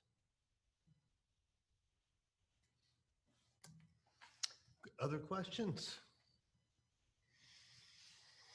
Okay.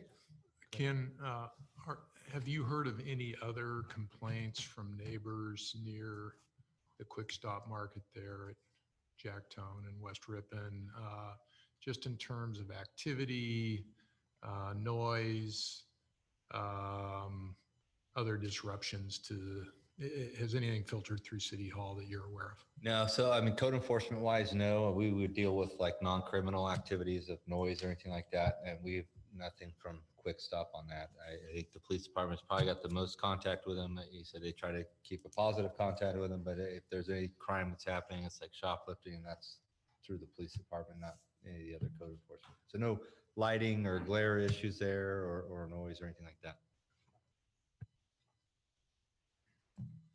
All right, any further questions for Ken? And we will move back to the applicant for a rebuttal. Any other questions? All right, the applicant, we're back with you, and this is an opportunity for you to speak more about the project or to rebut some of the concerns that have been brought up by the community. Yes, definitely. So as we said, we are very concerned with the noise, and that's why we are bringing in the high-tech car wash that has and that also has a system provided with it to avoid any noise pollution. And that's why we restricting the hours, and we can go like 6 p.m. to 10 p.m. And regarding the C-store and the gas station, we are basically that's why we have talked to the police chief before that we are ready to give them the access to the cameras, so where they can monitor it and see like if there's anything going on. And if in future, if there is complaints about crime or anything, we would definitely entertain the idea of restricting the hours, like from 5 a.m. to midnight or 5 a.m. to 11. But to start with, we would like to go with 24 hours and eventually monitor the location, and we'll make our best that there is no crime on site.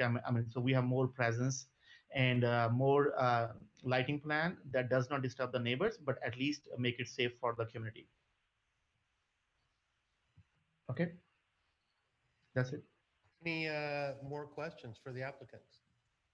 I might add a couple things if that's okay too.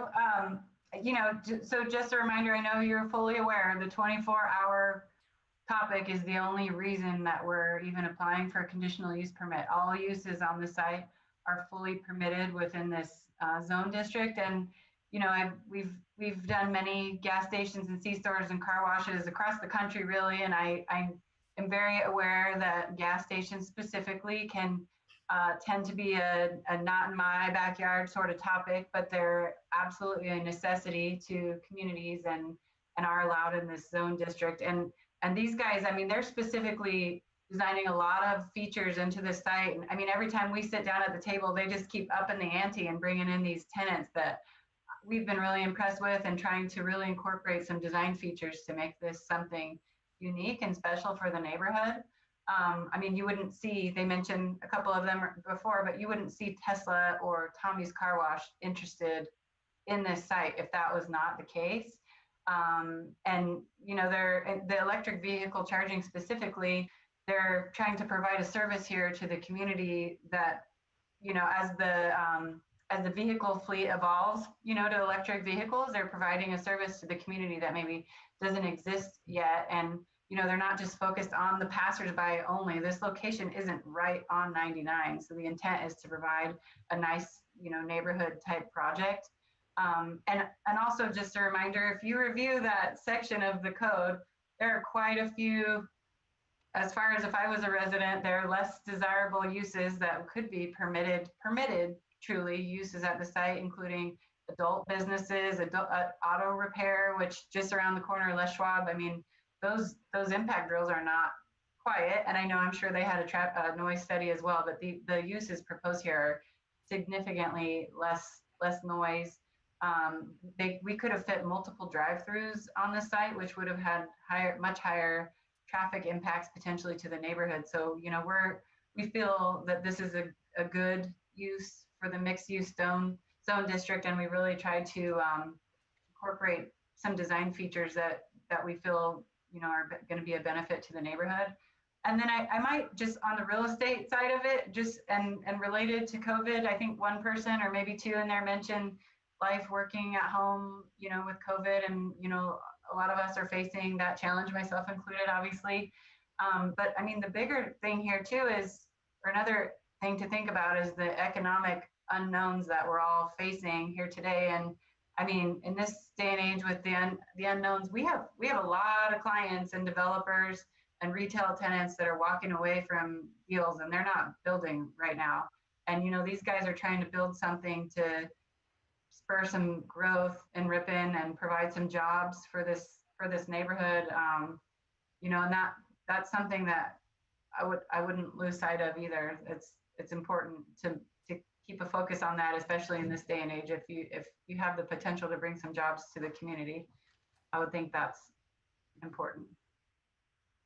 Thank you. Any questions, commissioners? Okay, at this time, then we will go ahead and close the testimony, and the commission will discuss the item.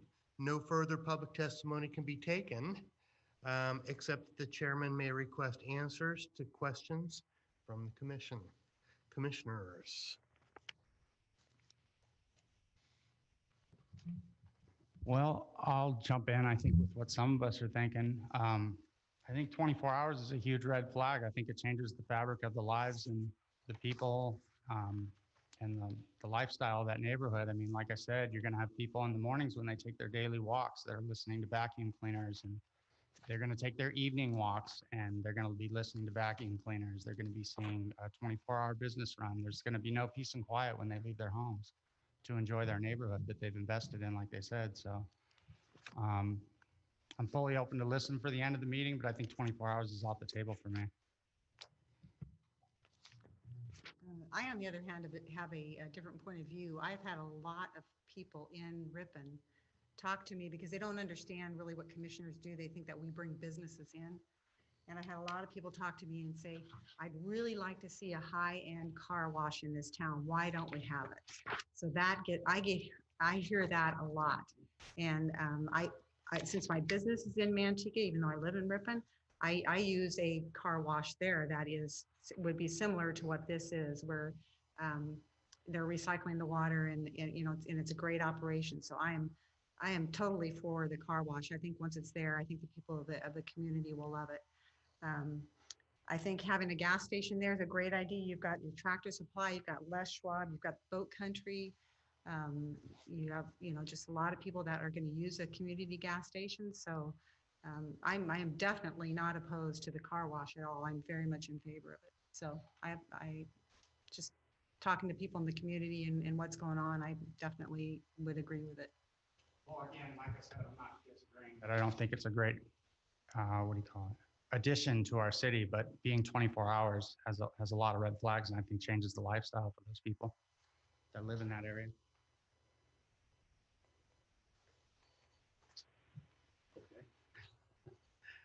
So we've had several main themes as we go through the letters: theft, traffic, noise pollution, cancer risk, light pollution, air pollution, and it seems as though everybody on the design side is doing their best to mitigate those things. Obviously, with lights, lights can or have to be directed in a way that they don't spill into the neighborhood. We have CEQA examining this, and you know, I don't see where there is this cancer risk that they're talking about, and the air pollution risk. Seems like those are mitigated as well. The chief has spoken to the crime side of it, in my opinion, and so that leaves for me the traffic issue. And if we do the left turn pocket like we're talking about, seems like that can be mitigated as well. You know, and living on the other side of town, a stone's throw literally from Save Mart. I can think of one incident in the 15 years that I've lived in that neighborhood that had some impact on, you know, one of the residents in terms of crime. I don't know of anything else that's taken place over there. That's my anecdotal experience. How many gas stations do we need? Some people ask that question.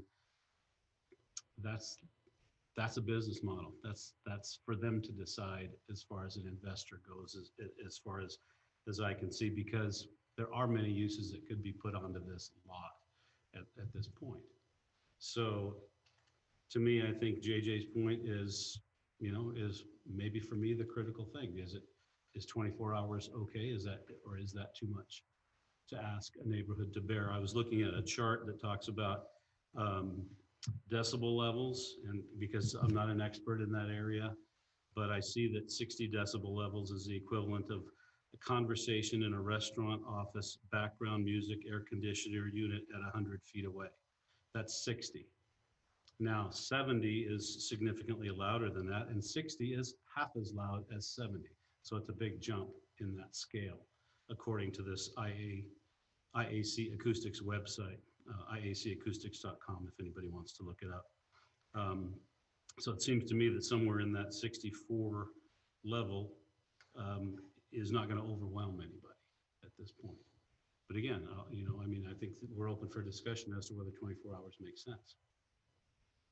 Yeah, you know, touch on that too, George. It isn't just the noise. It's the fact that maybe they, you know, families go on walks Sunday after churches. They're never going to have a walk in peace and quiet. There's always going to be business going on in their lifestyle. And that's just, like they said, if I lived there, would I want that? If we lived there, would we want that? 24 hours a day?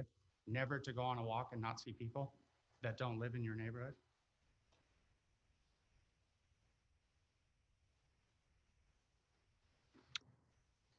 So I am in agreement with Commissioner Van Essen that a high-end car wash is something I think our community could use. I'm of mixed feelings and somewhat agnostic about the convenience store and another gas station in that location.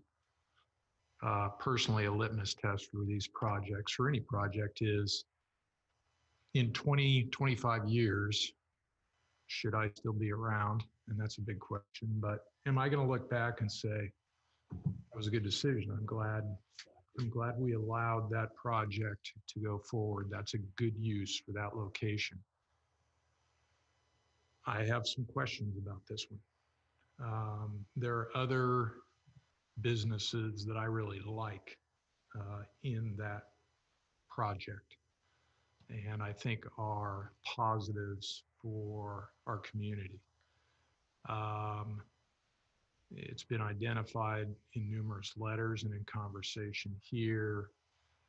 We have gas stations and projects at least similar to this on the other side of 99.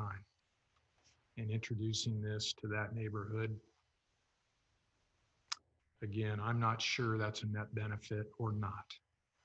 I think the project proponents have listened to a lot of input and have mitigated perhaps some of the negative elements that were originally in the project.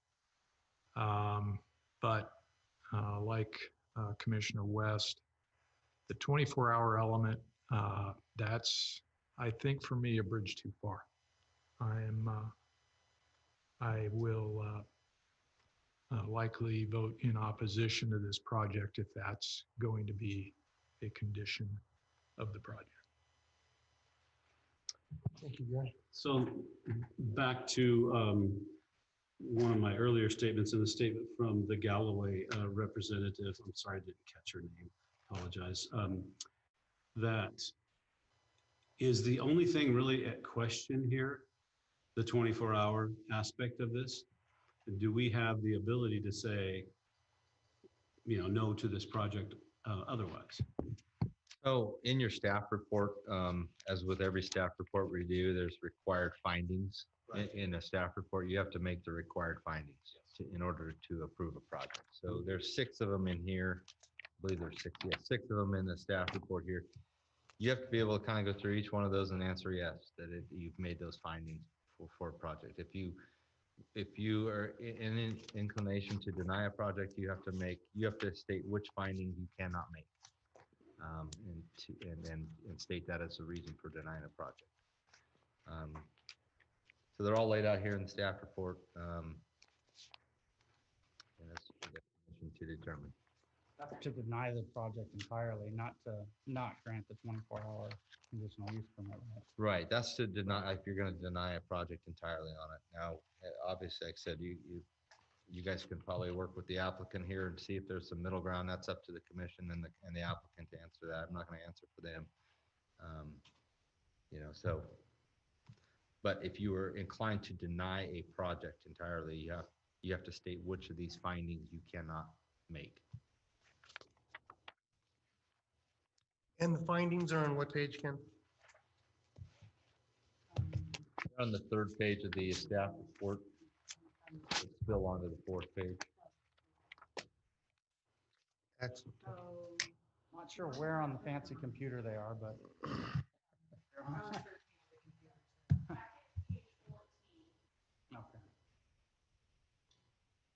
Actually, it doesn't have a page number on it, but so it's not, okay, there it works. So we could, because we could add the condition of approval that we want the road restriped to make a left lane, turn lane, and through is only on the right side. And we could also add a condition that that we only want the gas station, mini mart, or open until from 6 to 11 or something like that, and still approve it. Correct. Okay. Mike, any thoughts? Yeah, not much that hasn't been said, but kind of starting with Commissioner Deborah and what she said about the need for a car wash here. I've owned some commercial property in Ripon and have been approached by so many residents asking for me to build a car wash on that property. There's definitely a need there that I see, and not just a car wash, a higher end car wash. I love the project. I mean, the project itself, I think is desperately needed here in Ripon. I think the location, and again, like everybody said, this 24-hour period being open is a definite concern.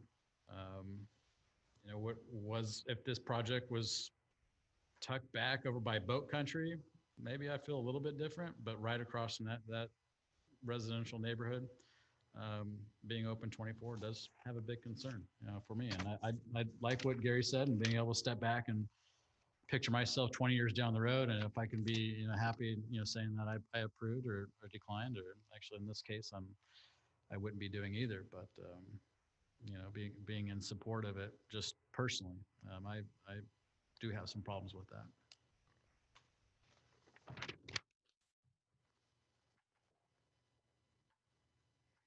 Other discussion?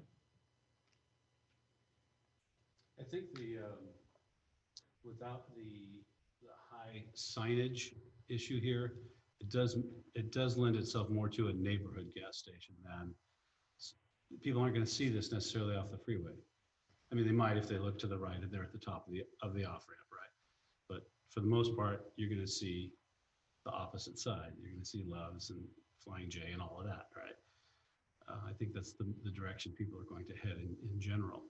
So I see it more as, just a neighborhood gas station, neighborhood asset.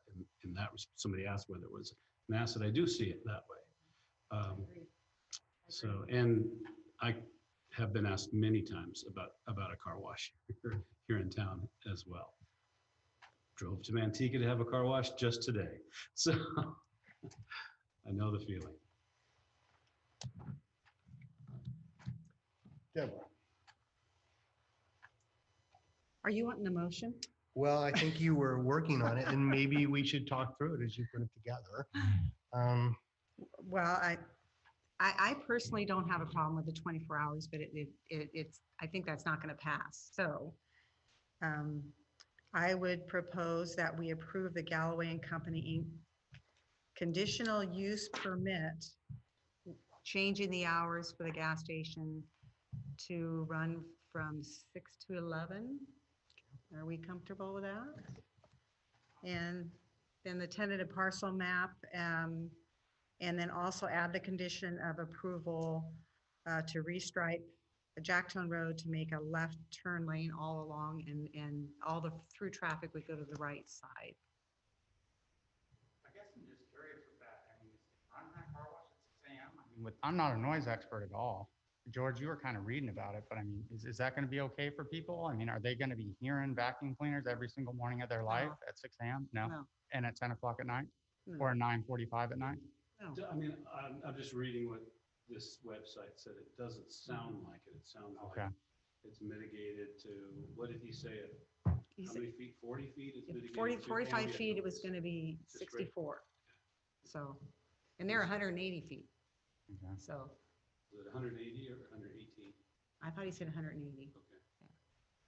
And what time do non-24-hour businesses typically close? I don't know. I'm just throwing out a number there for the people who are not happy with the 24 hours. I know, I'm just clarifying it, 110%. If they're interested. Yeah, Even we that could ask them if they're aspect. okay with that. Well, I'm just exploring it before we throw it into motion and approve it with a time, that we explore that time and make sure that it's a good time. I mean, so what time did you say? You 0600 at what? I threw out 6 a.m. to 11 p.m., but I'm not saying that that's definite. I'm just saying, are we okay with a motion using that as the conditional use permit instead of the 24 hours? Well, like I said, I got some questions on that. I don't know if I'm okay with 11 p.m. Ken, what time do businesses that aren't open 24 hours typically close in this town? Boy, that's a loaded question. It depends what type of business you're talking about. Yeah. You basically, our requirements for use permit are triggered from midnight to 5 a.m. So you might have some that are staying open till midnight. If I'm guessing, maybe some of the restaurants downtown at 10 or 11 p.m. on the weekends. It just depends on the use, I think. Is there a gas station in town that has shorter hours that is not 24?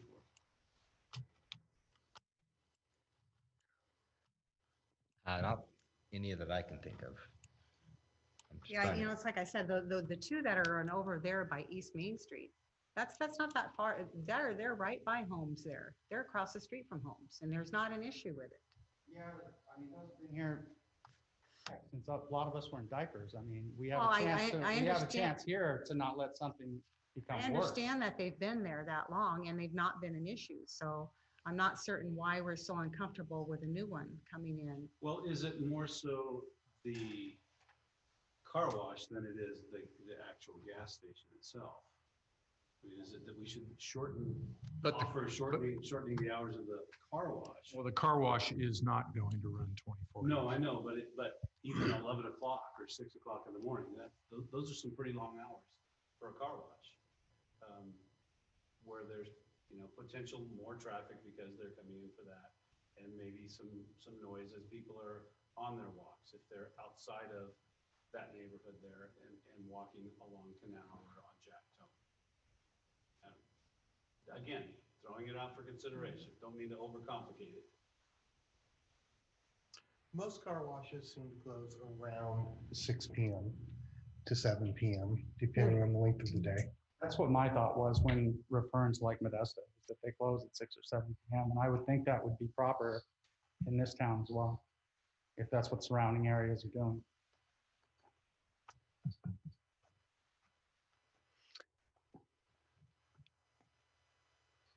Well, heck, we all got Google, man. I'll check it out. Let's see what is it? So now, you still have a problem with the gas station being open 24 hours? Oh, yeah, I definitely have it. Okay. Yeah, I want those people to have some peace and quiet at some point. Yeah. Can we bring the applicant back on to see if they're willing to do some compromise with the hours? Is that? Yeah. Yeah. Yeah, thank you for giving the chance to speak. So my one question I have like two questions. So one question is, if we don't have a CUP by the zoning, we are allowed to, in any general business, we are allowed to open 5 a.m. to midnight. That's a common, I can check what the zoning permission has. But does it really help a lot? Like I heard a comment where it say, if Sunday morning you're going for a walk and then you see a business over there, and we open at 5 a.m. So anyone we're talking about like taking a walk at 4 a.m., like does it really help to close a business from midnight to 5 a.m. for like not the crime to happen, not the business, like, because I have not heard of, and even if you look around any gas station beside this one, that will not be 24 hours. Even from the main to the new one, everything that you see is 24 hour, right? So my concern is if we close at midnight and we open back at 5 a.m., how much does it really help for business not to do over there, right? And number two is I was requesting that, as you said, CUP is not for permanent, right? So if we get more crime or more noise issues, we are ready to work with the city to reduce our hours for the gas station. Yeah, I'll reply back to that. So with the findings on number 4, significantly detrimental to public health or welfare. So yeah, I guess with you being open at 5 a.m. and closing to 12 p.m., not only would 24 hours not work, but 5 a.m. to midnight would definitely not work for me either. I think that compromises those citizens.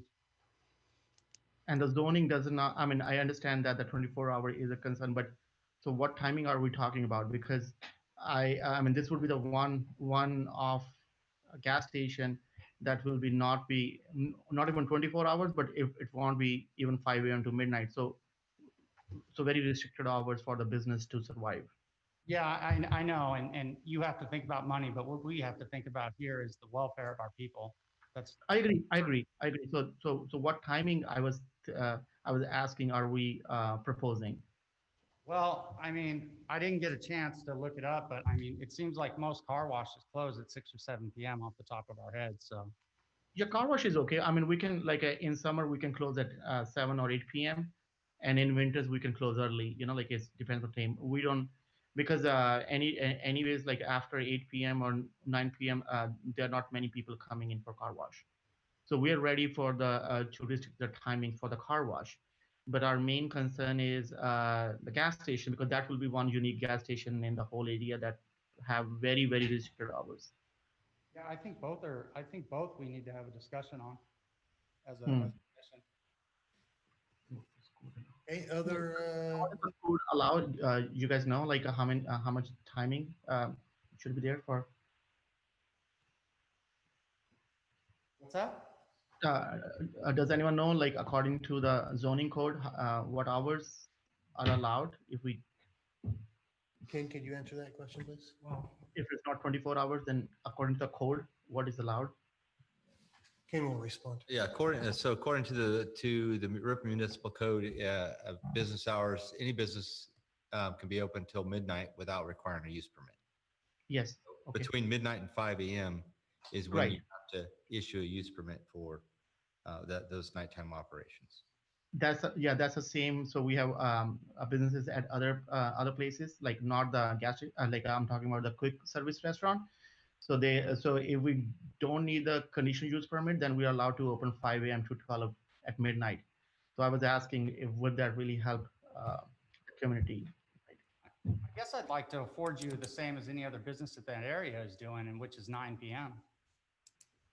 Everybody else is closing at 9 p.m. I disagree. That's a totally different business, James. We can't, It is, but it is a totally different business, but we're just going to butt heads on this. We're not going to agree. So, And that's possible that it will come down to a vote. Any other questions for the applicant at this time? Galloway would like to answer something. Are they allowed to speak, please? Galloway? oh, Galloway, sure. Yeah. She was the gal. Yes. From Galloway. Can she speak? Oh, yes, please do. Hi, Sarah? I just actually have kind of a code clarification question regarding all of this. And Ken, this is probably for you. So had we not come in with an application that was a 24-hour submittal, would this have been considered a minor site plan permit or a major? And if it was a minor, we wouldn't even have been to planning commission at all. It would have been director's approval of the use in general, just based on the standard, you know, whether it's midnight or whatever those hours are. Would we have even come to planning commission? Yes, you would have been in front of planning committee. It would have been a major site plan. Actually, we have another gas station project on the agenda tonight that's not being proposed to be open between the hours of midnight and 5 a.m. And they are what we call a major site plan permit application. Okay, thank you. That was the question I had. Thank you. All right, commissioners, back to our discussion. I guess I'd like to ask Katie, what can we limit them with their hours? Well, you can impose other conditions on top of, because they're coming up for this approval, but as we said before, that they're only required to come to this approval because they are going beyond the 5 a.m. to midnight. So it's within your jurisdiction, your authority to impose conditions, but going against that, you know, counter argument there, you would be restricting them more than what they would be required to by the code otherwise.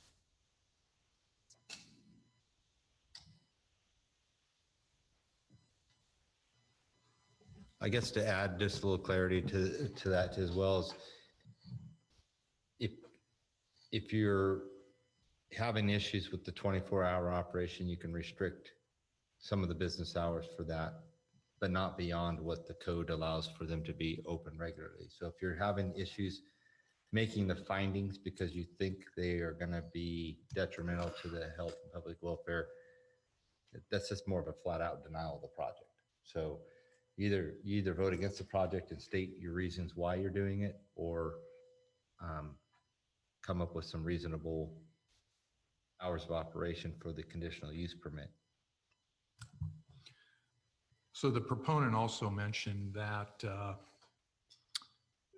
it sounds like would be willing to limit the hours of operation of the car wash from perhaps 6 a.m. to 8 or 9 p.m. But that is not a condition that we can impose, it doesn't sound like. So how is that something that we could have a meeting of the minds on? That is something that if they were willing to close at certain hours of the car wash for like dusk to dawn type of stuff, you could include into a use permit. But to require them to require them to not be open past 10 o'clock at night for the convenience market, when if they could you're changing the from a use permit now just to a major site plan. application is what you're really getting into there.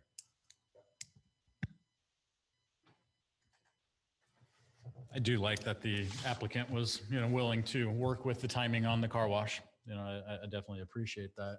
And I think, bringing back what Chief talked about, in past history and experience with the existing gas stations that are open 24 hours and just one right down the street with the Quick Stop, and there are, I don't know how many units of apartments that back up to that on all sides, and then homes just beyond that. And to hear Chief say that there has not been historically substantial issues that have come from that, I think that says a lot. And so I mean, we definitely need to give that some strong consideration. You were doing a great job with your motion a little while ago. Well, I've actually changed it some. I would say the planning commission would approve the Galloway and Company conditional use permit as is, and the tentative parcel map for the project based on the conditions, and then add the condition of the restriping, making the left lane turn lane, and asking that they operate the car wash from dawn to dusk. And then the hours of the, 24 hours. okay. So this motion would be 24 hours on that operation right there. Mhm. What's that? That's your motion? That's my motion. I would second. Okay. So we have a motion. Does everybody understand the motion? Okay. And we have a second.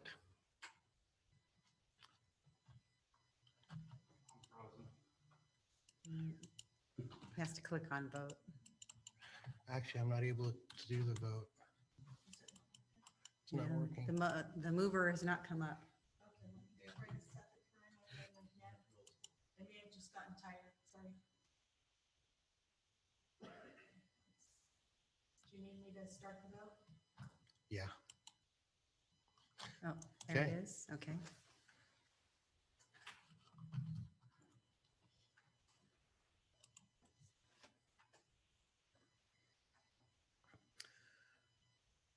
Okay. So there is the results of the first motion on this. At this point, can we take a look at alternative motions?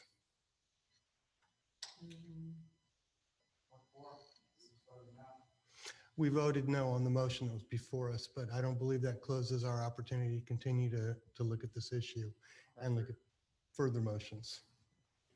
Gary, do you have an additional Yes. condition you would see? Yes, so I will mirror Commissioner Van Essen's motion.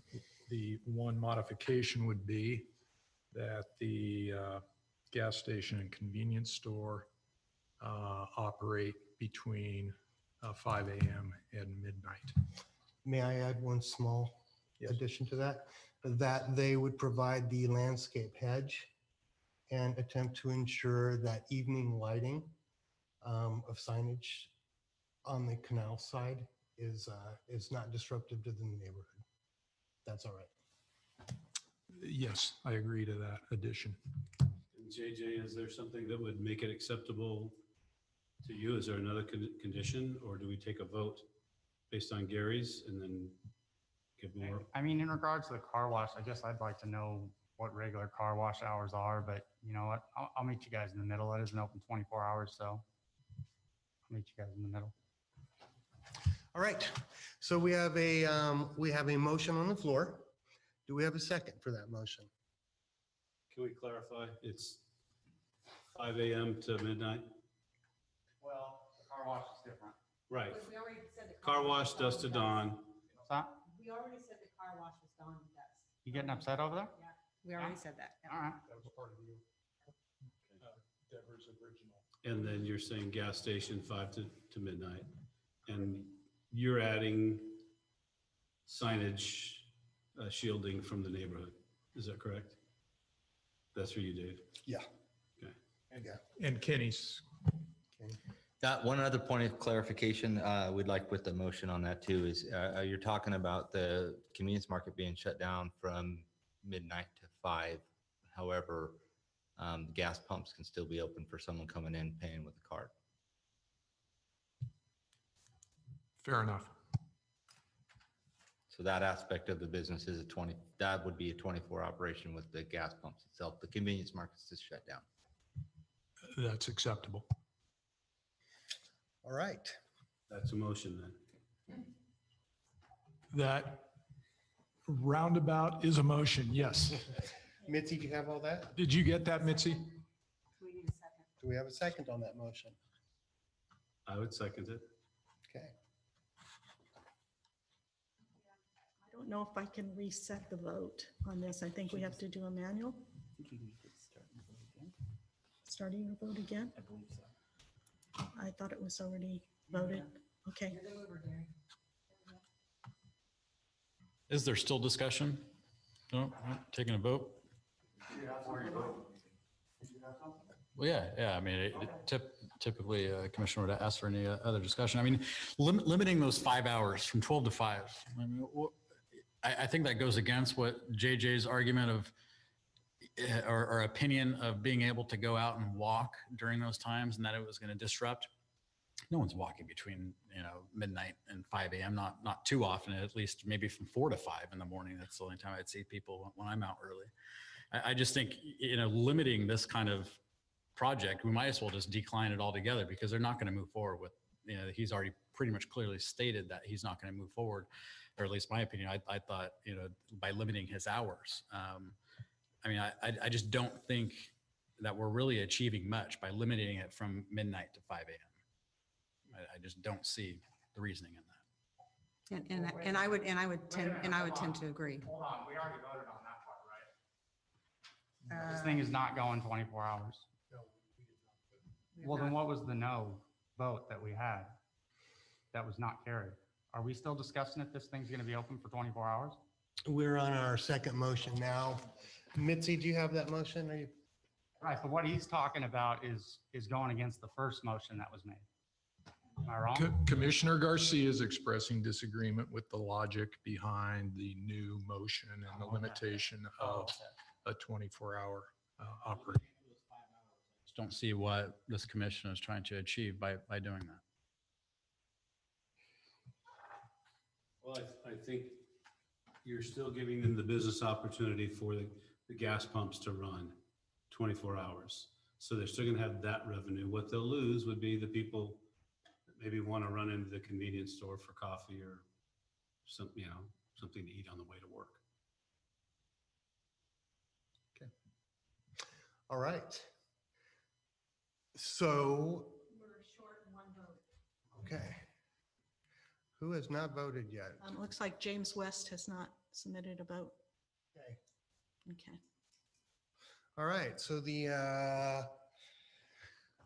motion is passed unanimously. I would like to say thank you to the members of the community. I don't recall any time that we've had so many great items brought up. Thank you to the proponent for being here with this 2-hour and 10-minute discussion. And thank you for the commissioners for really going into depth on that issue. Before we go to Kenny on the next item on our agenda, I need to exclude myself from the vote on that agenda because I have an interest in a property that is within 300 feet of that property. So it's appropriate for me to leave the room and I'll turn it over to the vice. Actually, can we take a 5-minute recess and then start the next item in 5 minutes?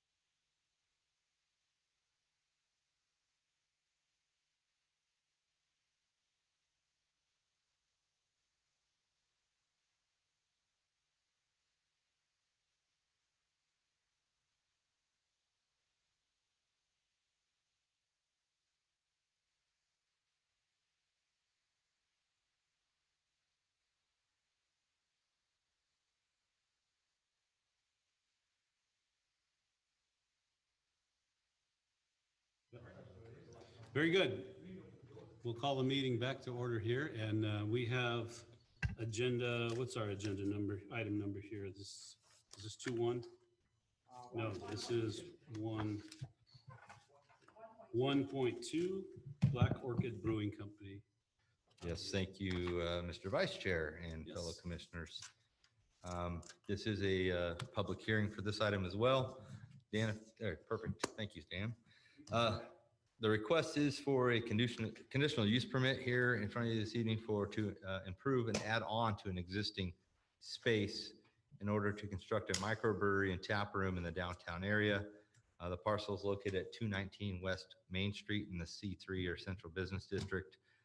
This is actually the old part of the old NNS site in the downtown, a portion of the building. So the rip and print shop moved into the main part of the building. This is kind of a side little building of it that they're looking to improve. So the exterior of the building, they're looking to actually add some stuff to the facade to update the facility there. They're looking to, on the front portion of it, which is the top view there, looking to add horizontal wood siding to it, dry stacked stone wainscoting, some new stucco with a sand float finish, aluminum store door fronts and windows, powder coated steel framed awnings over those doors and windows, and laser cut metal signage with some LED lighting coming off the building. The side facade, which is the middle picture on your screen there, they're looking to do some stucco with sand float finishing on that, also putting in some aluminum door fronts there. They are looking to keep one of the roll-up doors that's over there so they can open up that door when the weather is permitting to have an indoor-outdoor use. Powder-coated steel framed awnings over those two doors there, the roll-up door and the glass front. And they're looking to paint and just update some painting, paint and stuff on that side of the building. The rear facade, which is the very bottom view there, they are looking to add on about 500 or so square feet to the building. They're looking to have that just be with a new stucco finish on that as well, with a roll-up door, which you'll see in a little bit. They need some area back there for their brewing operation. Additional improvements include, let's go to that picture there, proposed outdoor seating areas with wrought iron fencing as approved by the city of Ripon, but also has to be approved by the alcohol beverage control. It has to be a certain height for a requirement to have outdoor seating where alcohol would be served. They're looking at an improved accessible walkways from some parking spaces in the back here, which you'll see in a minute, and also into the front of the facility. They are looking to do, it's kind of hard to see a little bit, but you can see it right in the middle there, 4 new parking spaces off the alley in the back. And they also will be required to remove the driveway approach on Main Street that was there for the old NNS operation, redo some of the sidewalk and curb there, and they should be able to get at least 2 spaces on Main Street, maybe 3 if things are modified enough, but definitely 2 spaces there. So as we mentioned, the applicant is proposing to add 6 additional parking spaces as part of their project. As with any development or redevelopment within the downtown, we've kind of gone through this exercise every time we look at a downtown project. Parking is always a concern. So with the C3 district, there is some special provisions in our code that allow us to modify and modify parking requirements just because of the nature of the downtown. I did include a pretty detailed parking analysis in your staff report, along with spreadsheets of kind of daytime parking demand and nighttime parking demand, and how this area of town looks. It's kind of a little difficult to read. However, we've chopped up kind of the downtown into 5 different segments. Obviously, parking demand and supply is at its least as you get close to the Main Street overcrossing there. And so the first 2 blocks, kind of where all the restaurants are and Pizza Plus and those blocks, obviously have more parking demand than they do have supply. That middle block in the middle there is where the NNS building, the old NNS building is, where the microbrewery is proposing to go. they actually have a surplus of parking in their area as opposed to their demand. So they're not as impacted, obviously, as the other two blocks closer to the overpass and Stockton Avenue down there. And so some of that obviously those parking require demands might spill into their area. However, we do feel that we're, I guess, striking a good balance with them, getting at least 6 spaces added to that site, which were not there before. Although not indicated on site plan, there is an existing trash container in the alley that will be shared with the other existing businesses on site. They do have a couple spots in the containers in the back, so that we'll be going serving the print shop, the microbrewery, and there's actually a hair salon located in a portion of that front building as well. All signage on site will have to comply, obviously, with the City of Ripon standards, and they will be required to pull a separate permit for that. The project is requiring a conditional use permit because they intend to serve alcohol as their primary source of business without including any dining as a complementary use. The applicant has indicated their basic operating hours would be Monday through Wednesday, they would be closed. Thursdays, 12 p.m. to 9 p.m. Friday and Saturday, 12 to 10. And then Sundays back down to 12 p.m. to 9 p.m. So the applicant also has indicated that they may wish to extend some of their hours of operations on maybe some holidays that might fall on a Monday, like Labor Day, Memorial Day, where they would want hours to be from 12 p.m. to 10 p.m. We did meet with the applicant and the project review committee on July 9th to discuss this project, and the conditions and concerns were put into the staff report as conditions of approval. So at that, I will turn it back over to you, Mr. Vice Chairman, and happy to entertain any questions. We do have a couple letters. I promise that it's not as many as the last project, but I will read those into the record when you open the public hearing. Thank you, Mr. Director. Very good. So do we have any questions at this point for Ken? Did they indicate if they're serving food or is it just beer? They are just a beer establishment, so that's why they need a conditional use permit. Yeah, if they were a restaurant use, they wouldn't be in front of you with a conditional use permit. It'd just be a major site plan. I'll have to go next door and get a taco. Eddie's There you Taco go. Shop. Compliment them well. Ken, you did mention, let's see, the hair salon and the print shop, and you said that there's a difference, a delta there of 13 parking spaces. Were any added by those businesses? We're adding 6 here. Did they contribute to our parking spaces? No, they did not. And the reason for that is they were going into an existing building and they didn't need any discretionary approval. So a lot of businesses or locations in our downtown, say a space goes vacant, an office use wants to move in there. They don't necessarily come in front of you as a planning commission to seek that approval because it's an allowable use.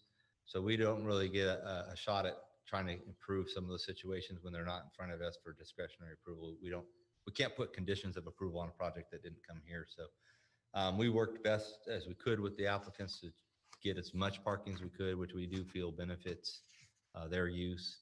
And it is, like I said, a condition since it is in front of you guys this evening. Very good, thank you. So we'll open up the public testimony here and we'll go to the applicant for their testimony then.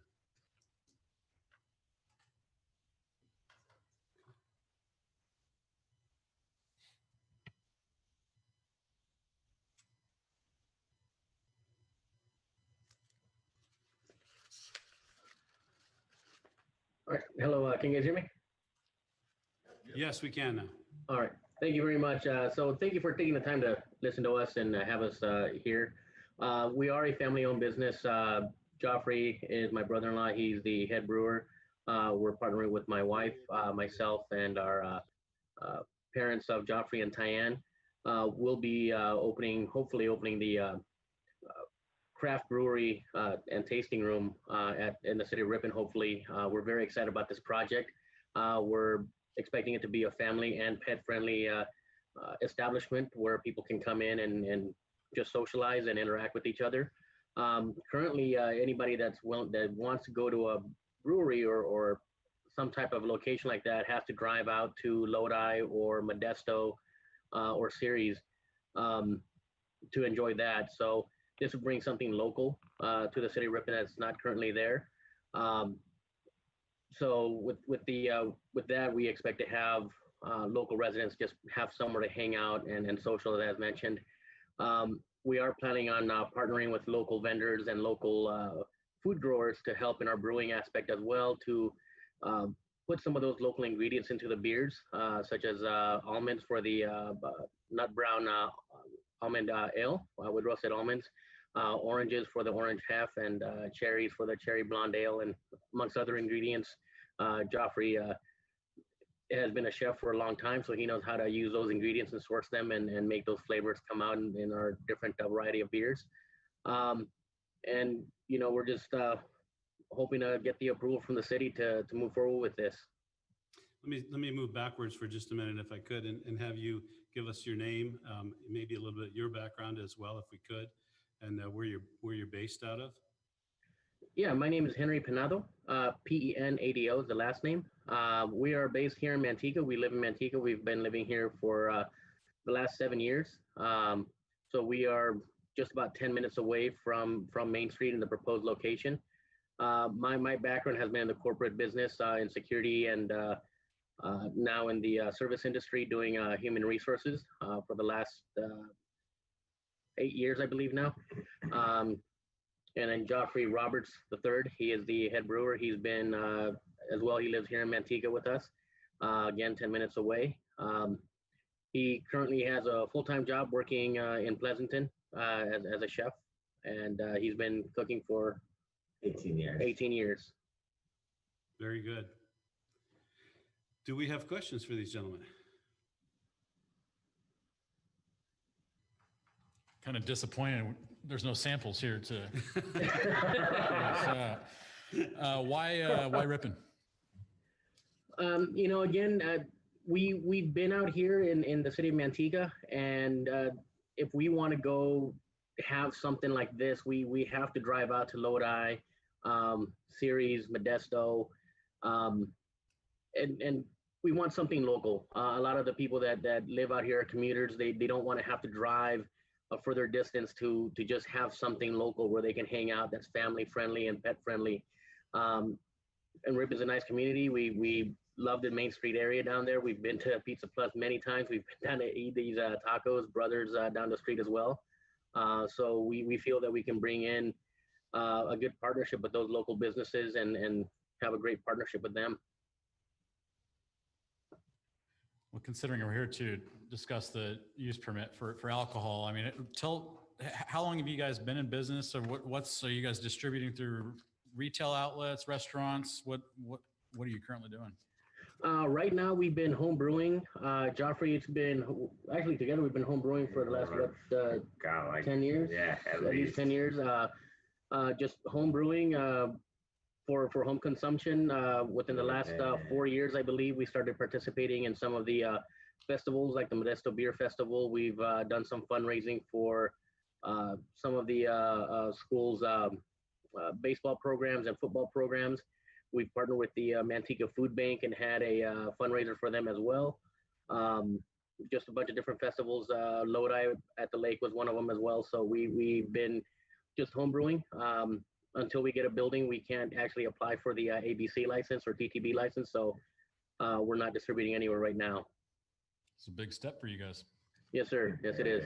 We're hoping it's a great step. Anybody else with questions? Okay, I think that's it. Thank you, guys. We will move on to see if we have some folks online that may want to speak in favor of the proposal. Is there anyone online at this point? I do have a couple that are in favor here that were submitted earlier. Very good. So, okay. Okay, Ken? Yeah, let me read the two into record that I have. This is from Kristen Jabs, Ellenberg. No address, but I'm submitting this note on support of Black Orchid Brewing, opening a business in our town. Black Orchid has a really great business model and plan. that will include a family-friendly and dog-friendly patio. I know there are a lot of craft beer lovers, such as myself, who live in town, and Black Orchid would be a wonderful addition. Not to mention, we have 2 wine bars in our town that are owned by white women. To deny a Black-owned brewery with amazing beer to open a business here would be in poor taste. I hope you will take my note as well as the other notes of support into consideration and allow this small business to become part of our community. And the second one I have from Andrew, no last name given. I just wanted to drop in a note that my wife and I would love to have a local brewery, and we truly hope you allow the Black Orchid Brewery to be opened in Ripon. That's the 2 I have. Okay, thank you. And then do we have anybody that wants to speak in opposition? Okay, we do not. No need for rebuttal then at this point. We can close that and the public session, go privately and have a discussion then. Anybody have something they'd like to say? Well, I'm excited that I don't like beer, so I don't really care about the beer, but I'm excited that we're going to see some more improvements in downtown Ripon. That building, NNS, you know, I've been in Ripon since 1955, and NNS has always been here, and that building is pretty ugly. So I'm pretty excited to see that building be improved, and I think it'd be a great addition.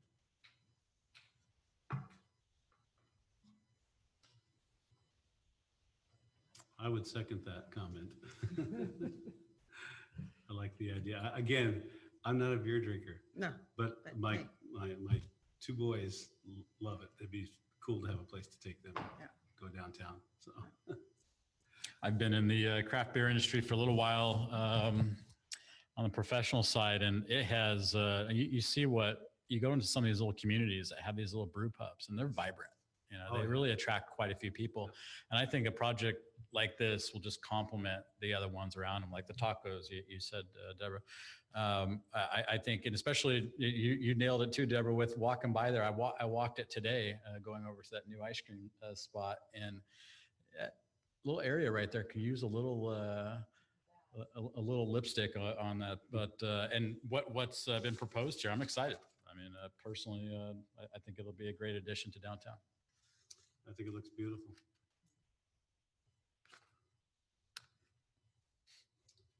If no one has anything else to say, we can close that and make a motion.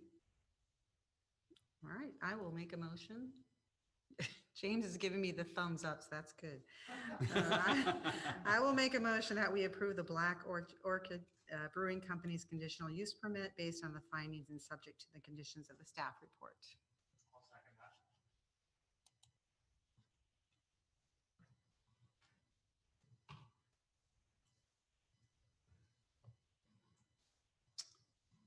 Very good. All right, so we are passing unanimously. All right. Congratulations, guys. Hey, guys, we're looking forward Here, to here. it. Looking forward to it. Very excited that you're bringing. Thank you very much. We are very Thank you excited. very much. And look forward to lots of visits down there. Thank you. Wish you guys nothing but the best. Absolutely. We need to get Commissioner or Chairman Collins back in if we can. Here he is. There he is. Didn't give you a very long break, buddy. I ceremoniously hand you back the gavel. Just get hit your stride. I know, I was just feeling comfortable again. I noticed that was a lot shorter than the last one I did, so let's find out. Top that. Okay.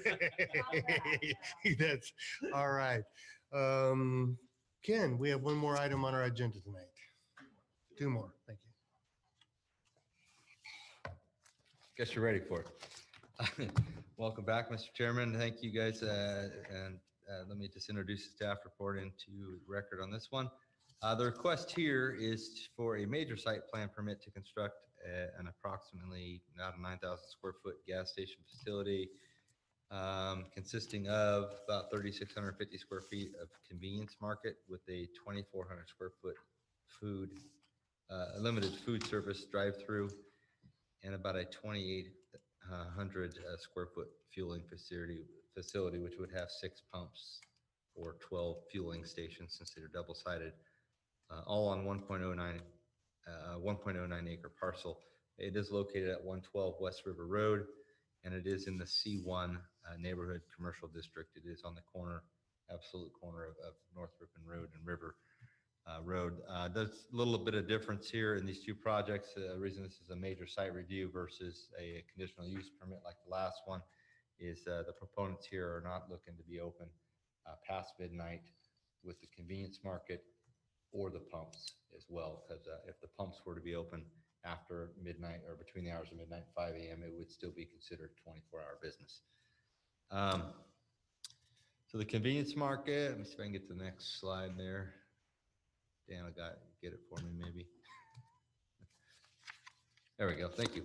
The exterior of the convenience market and food service building appears to be a combination of stucco, metal siding, and crown molding. The roof will be flat, however, it will be accented with parapets around the perimeter and different elevations to break up the massing of the roof structure. Additionally, the storefront will contain several steel awnings over the entry doors and windows and sconce lighting around the perimeter of the building that are attached to the building itself. The plans indicate approximately 2,880 square foot fueling canopy with 6 double-sided gas pumps, which provide for 12 fueling stations. The convenience market is proposed to be about 3,650 square feet, and it will also include a 2,400 square foot limited food service drive-through for some sort of limited food service option, such as a yogurt shop or possibly a pizza, a take and bake pizza shop. The C1 does allow for limited drive-through facilities. So like the small coffee shop that's over there is an allowable use in the C1, like a yogurt or a take and bake pizza would be.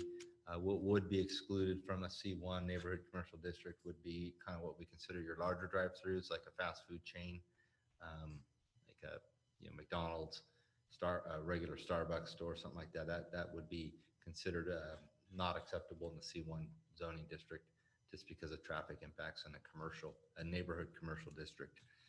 The off-street parking facility for the convenience market and gas station that's in front of you tonight provides for a total of 31 spaces, which just meets the requirement by local regulations.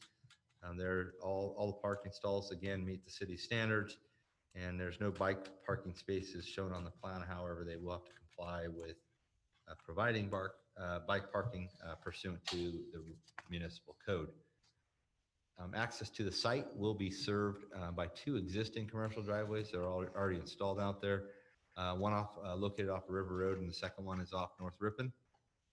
Access from the existing driveway approach on River Road will be, and currently is restricted to right-in, right-out access only due to the center median along River Road.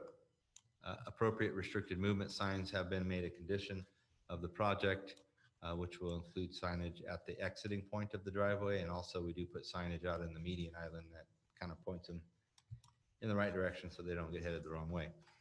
The other existing commercial driveway approach on North Ripon Road right now is currently a full access movement driveway. So they can go right in, right out, left in. So it's got full movement out of there. In the future, when North Ripon Road widens at some point to its ultimate width of 102-foot right-of-way, a center median and limited access at this driveway might be incorporated at that time. That'll all be laid out at a future point when the east side of North Ripon develops at some point. As part of the original development, kind of explained this a little earlier too with the previous staff report. The Ripon Gardens 2 project itself, when the apartments came in, and then that whole area was turned into, I think we got about 6 acres of apartments and roughly 3 to 4 acres of commercial there. It was all zoned for commercial at one point. And so when they converted some of it to multifamily residential and some of it to commercial, a traffic study was done to show the traffic impacts of that change to our general plan. In the report, it indicated that the existing traffic volumes plus project traffic volumes would not dip to a level of service out there that is unacceptable according to our general plan. So I did include the traffic report, and if you guys were bored, maybe you read through the whole thing. But it did show that the levels of service with this project would not deteriorate to a level that's unacceptable with the current configuration out there. It did, however, point out that future conditions, talking future conditions out to 2035, 2040, with development around the area, that the levels of service would deteriorate if the same improvements were there. So therefore, at some point, a traffic signal is warranted for that intersection, just not necessarily at this time. Stop about. Yes. Yeah. Although there's no lighting indicated on the plans, adequate lighting for security around the site will be a condition of approval that we will look at the planning department and the police department as well. The site does contain about roughly 6,900 square feet, or 14.5% of landscaping, which does slightly exceed the requirement of 10%, which is for the C1 neighborhood district. They haven't submitted any detailed plans, but that's always made a condition of approval. And I don't know if you've seen some of the developments around town. We do like to see our landscaping around this town, so we make sure they usually do a pretty good job with that. There's one existing trash enclosure indicated on the plan, which is actually, if you're looking at the site plan there, it's directly at the bottom of the plan. It's already been in place. It was put in when they put the original driveways in. So it's already there. It's already covered, fully enclosed trash enclosure there. That's the one that they will be using for this project. Again, any signage with the project will have to come back in front of the planning department here and get a separate permit for signage, and they will have to comply with our ordinance.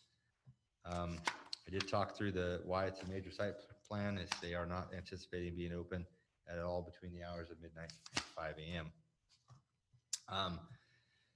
So when we went through our project review meeting, there was some concerns raised from a public safety standpoint regarding the project.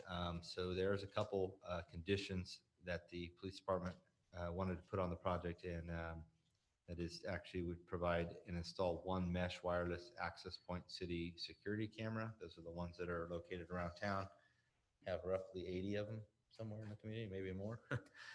So they will be putting one out in a location determined by the police department out there for the project. And also, as we've done with most of our convenience market projects, we want them to put a high quality camera inside the store as well, that if the police department ever needs to look at video coverage for something that happened, they could get the video from them, and it's of a quality that's would allow them to do a better job at identifying anyone necessary.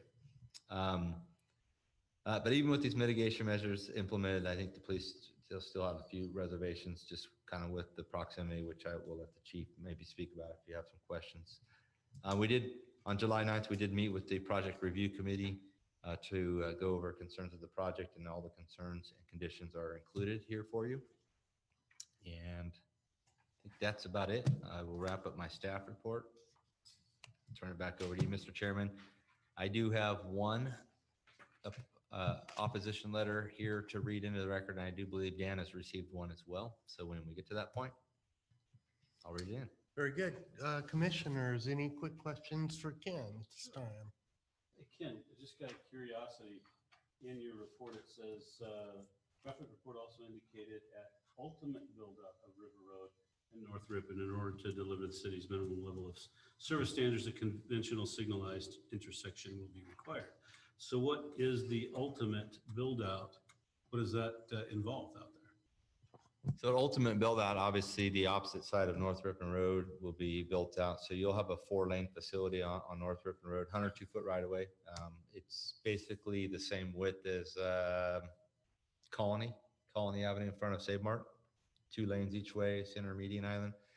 River Road, as you can already see out there, is 6 lanes. And as it continues east, as development occurs east of that, we'll continue at 6 lanes. So that's 140-foot right of way. So if you're trying to get a comparison of what a signalized intersection would be there, it's the intersection of Fulton Avenue and River Road, right, where the new volleyball complex is at Missland Sports Park. That's Fulton Avenue is 102-foot right of way, and River Road's 140. So that's the intersection you're looking at ultimate build out. there at that intersection. Okay, any other questions for Ken? Then let's move on. Can we hear please from the applicant? Lane, so that's 140-foot right away. So if you're trying to get a comparison of what a signalized intersection would be there, it's the intersection of Fulton Avenue and River Road, right, where the new volleyball complex is at Midland Sports Park. That's Fulton Avenue is 102-foot right away, and River Road's 140. So that's the intersection you're looking at ultimate build out there at that intersection. Okay, any other questions for Ken? Then let's move on. Can we hear please from the applicant? So that's 140-foot right away. So if you're trying to get a comparison of what a signalized intersection would be there, it's the intersection of Fulton Avenue and River Road, right, where the new volleyball complex is at Midland Sports Park.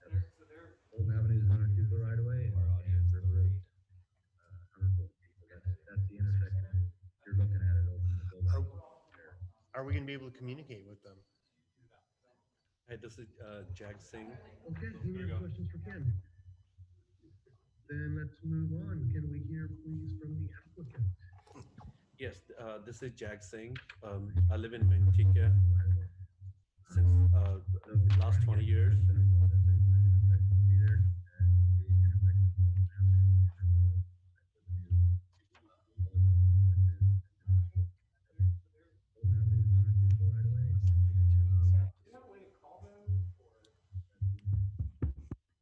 Tell them over here. Can you guys turn the YouTube off? My name is Jagrup Singh. I live in Manteca last 20 years, and I do have a farm edge of the city, 50-acre farm, in the city of Ripon. And family-owned business. We have a couple of big gas stations in Manteca and one in San Jose, and want to be part of the community. So any questions, we are here for answer, and I'm with my architect, and feel free to ask any questions. We're ready. Okay, are we able to communicate directly for questions? Okay, commissioners, questions?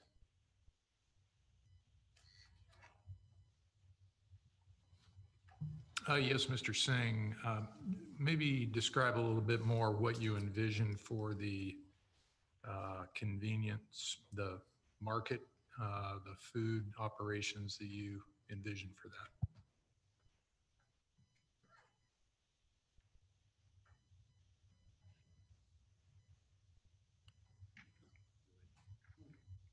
I'm going to send them a message via Zoom. We will communicate directly for questions. Okay, commissioners, questions?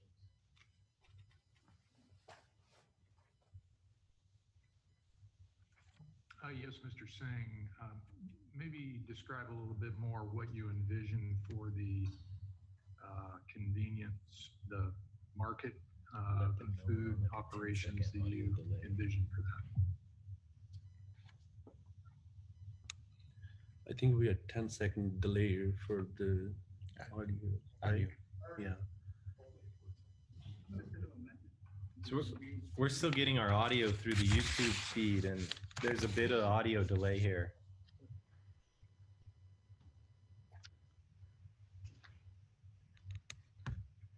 Yes, Mr. Singh, describe a little bit more what you envision for the convenience, the market, the food operations that you envision for that.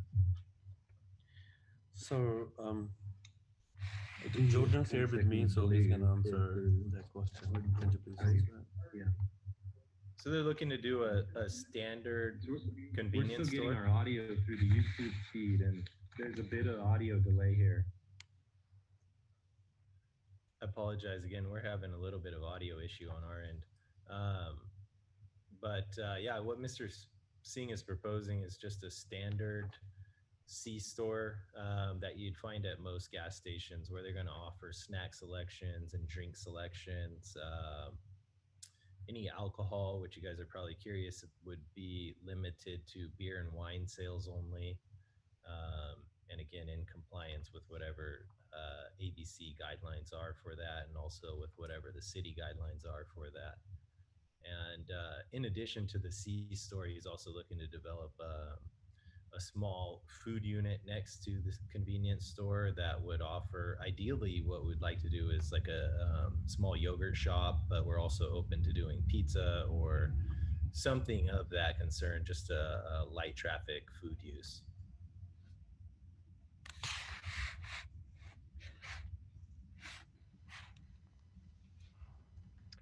Any other questions? Okay. All right, no other questions for the applicant.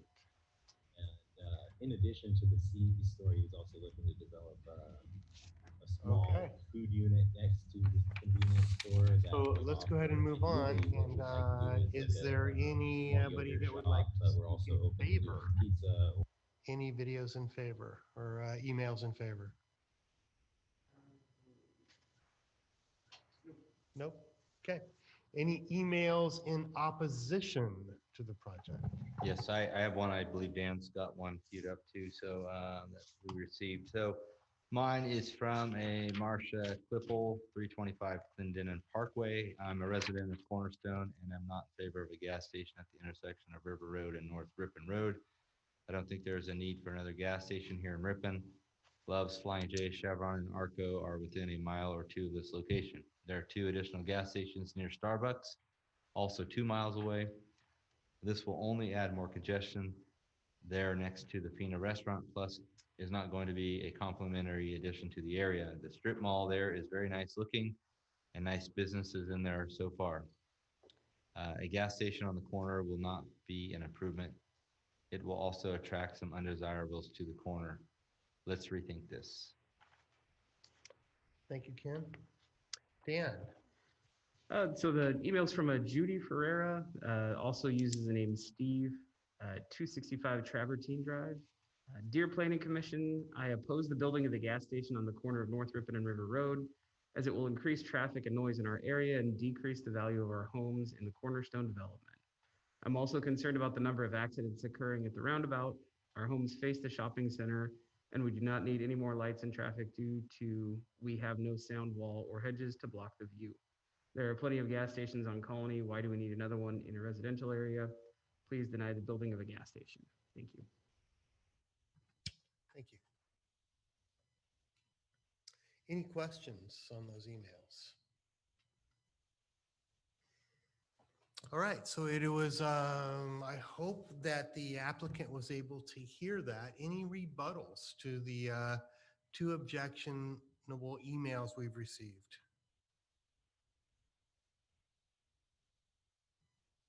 Lights and traffic due to we have no sound wall or hedges to block the view. There are plenty of gas stations on Colony. Why do we need another one in a residential area? Please deny the building of a gas station. Thank you.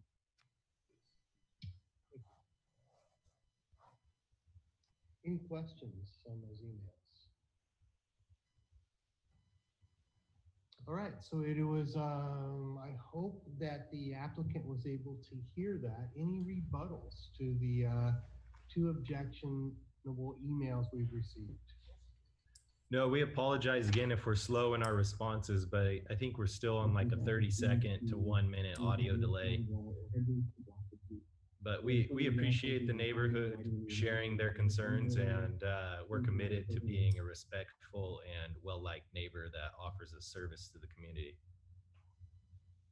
Any questions on those emails? Okay. Any further questions for the applicant? It was, I hope that the applicant was able. All right, thank you very much. We're going to close the public hearing portion and bring it to the commissioners for discussion. All right, commissioners, thoughts? I would like to hear from the chief as regards to public safety and what his concerns are out there. Thank you.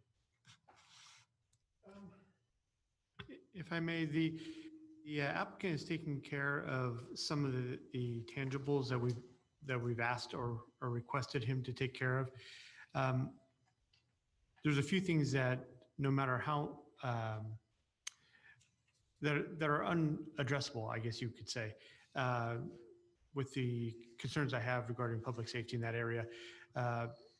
First one is the proximity to the county line or the city limit jurisdiction. We have been seeing an increased amount of crime in that area, not necessarily with the businesses that are in the new strip mall, but with the increased residences that are out there, we're seeing much more reported than we have in the past. And the ease and for people traversing through the area to access and then get away from the area that may be have impure intentions, not only for the businesses, but the community residents out there. The other concerns I have are not necessarily crime related, but are traffic related. The first one, we see the intersection where the stop about is. Per vehicles that travel through that intersection, we see a higher rate of traffic collisions at that intersection. And the increased traffic concerns me coming through there. We also receive a high number of traffic complaints from residents, especially on the north side of the roundabout coming into town. People at speeds that they traverse down North Ripon Road, approaching River Road.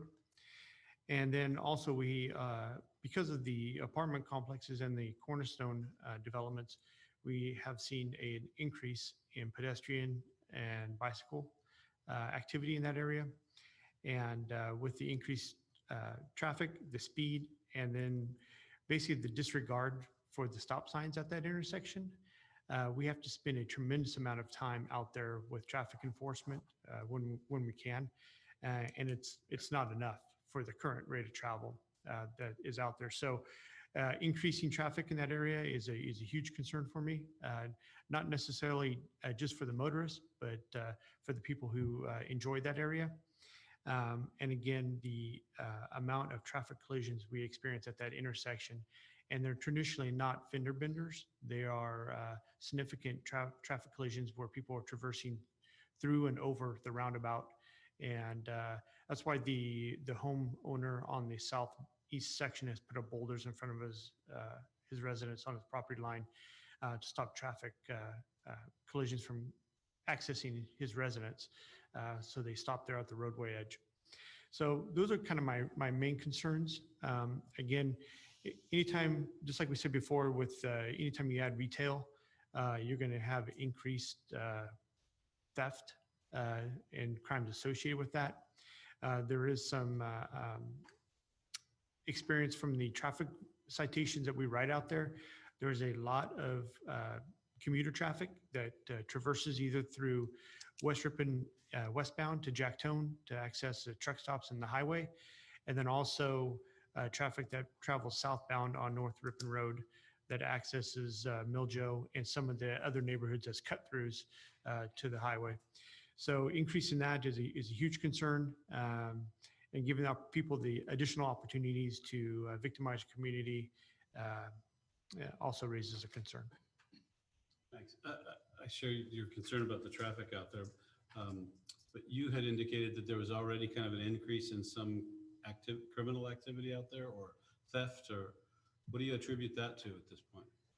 See the increase of not only residents, but people traversing through the area to access 99.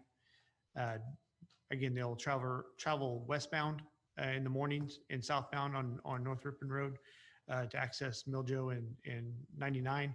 And then in the evenings, it's the same. I'm not saying everybody that uses that roadway it has criminal intentions or ill intentions, but added influx into that area always creates opportunities for people that have those ill intentions. And this large reason for that would be it's so easy to get out of town right there. That kind of thing. It's right at the city limits. Really, to the east of the intersection is the edge of our city jurisdiction. So if you're traveling eastbound on River Road. As soon as you pass through that intersection, you're out into the county. And then probably a quarter of a mile north of that intersection, once you pass, believe it's Travertine, in the Cornerstone development, you get to the high school farm, you're reaching the county line there. So once you traverse through that intersection, no matter which direction you're heading, north or east, you're basically outside of the city jurisdiction at that point in time. That doesn't mean we can't give chase or won't pursue you, but it becomes much more difficult. And truthfully, the outer edges of the city tend to get less patrolled because they are the outer skirts or outer limits of the jurisdiction. So people have to make a pure intention to go out there and provide those extra patrols and traffic enforcement. And unfortunately, there are other parts of our city that utilize our time. So it probably doesn't get the attention that it probably should because of its current location on the outskirts of town. And I fear that this may make it worse. Thanks. Thank you. Other questions for Chief?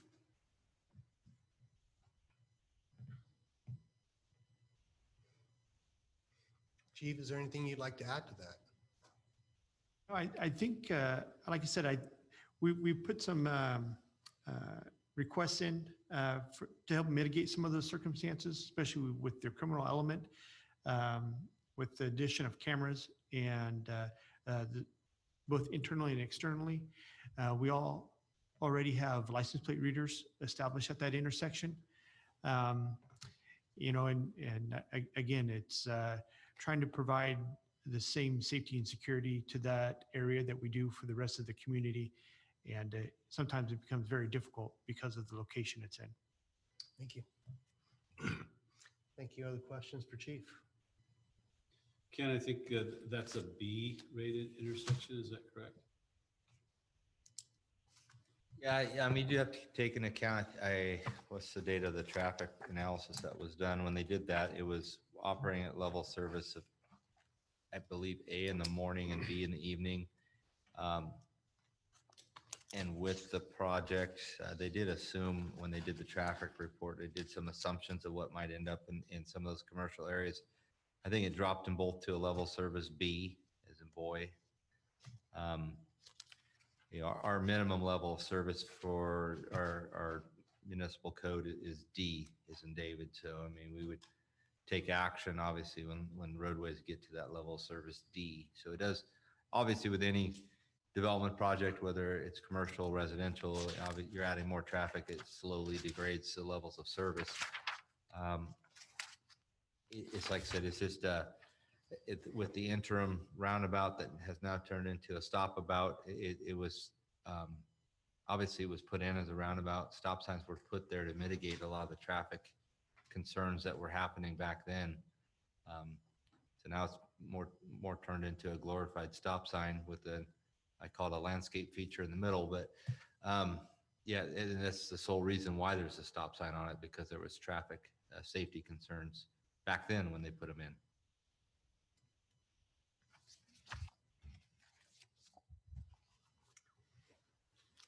I would have to say, apart from the traffic, as I look at the findings, which is what, Ken had asked us to look at last time, whether or not we could approve this. I would say finding number 3, the site is physically suitable for this type of development, and the intensity of the development, I don't think it is. And finding number 5, the use is compatible with the adjoining land uses. I don't think it is that either. I personally think that's a really nice little shopping center there, and I think this would take away from that. So, thank you. Other thoughts, commissioners?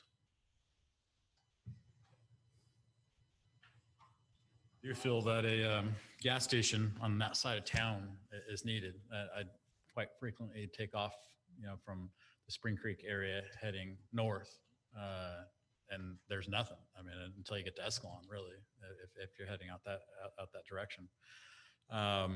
That shopping center, I never thought that we'd have anything like that, here in town. Growing up here, it's always been orchards as far as I can remember. And now that it's there. I mean, we love it. You know, we frequent it pretty often. And I do feel that, you know, a gas station, you know, could be a good fit there. And I do like how they've designed it. You know, I think it meets what the current building structures resemble. And I think it would flow pretty well, just based on the elevations there that were provided. All the feedback I have. Thank you, Mike. Yeah, I concur with Commissioner Garcia. I think this is an appropriate use for that site. And there is not a gas station facility nearby. There are going to be a number of residences added to that area. And I think, again, given if the architecture and the design, I believe, integrates well with the existing facilities there, I think this works. I would agree with the overall look. I think there's been a good effort to kind of blend that with Austin's and whatnot out there. So I think it's a good effort at that. My greater concern would be the public safety side of it, though. That would, I mean, whatever we put on that corner is going to add some traffic, right? But this may add more than another restaurant or some other kinds of uses out there. I see the need for, you know, gas station out there. I think if this were the fully developed corner with signals and all of that, I think it's a better fit at that point. I'm just not sure it's a great fit at this time without that, given the traffic concerns that we have on that stop-about, excuse me. Thank you. James, did you want to weigh in on this? I agree with Deborah. Compatible with adjoining land uses. I agree with her on that one. I don't think a gas station blends in with all the work and effort we put into that and the aesthetic of it all. You know, 5-star restaurant where you got to pay $300 to go eat with your family and you're looking at gas station pumps. That doesn't line up for me. And then, you know, this is the first time reading through one of these that I've seen the chief is concerned with the crime that is going to possibly be created by approving this. I think Rippon's a place that prides itself on being above the standard when it comes to crime. So I think the best way to prevent it is to not let it happen. And I think we have an opportunity to prevent it tonight. So that's enough for me. Okay, further discussion?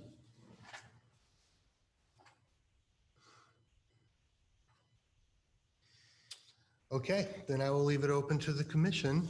Would somebody like to make a motion on this project? Yes. As soon as I find my right page, I will make a motion to approve the River Red Gas Station Major Site Plan Permit based on the findings, subject to the conditions of the staff report, and adopt the negative declaration for the project. Do I have a second to that motion?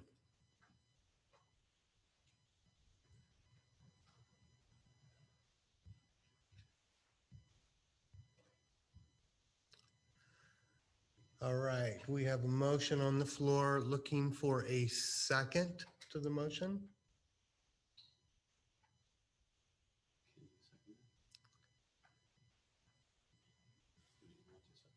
What's that? You can second it, right? Anybody can second it. Just to confirm that comment, I cannot second. Oh, you cannot? Oh, all right. You're the alternate.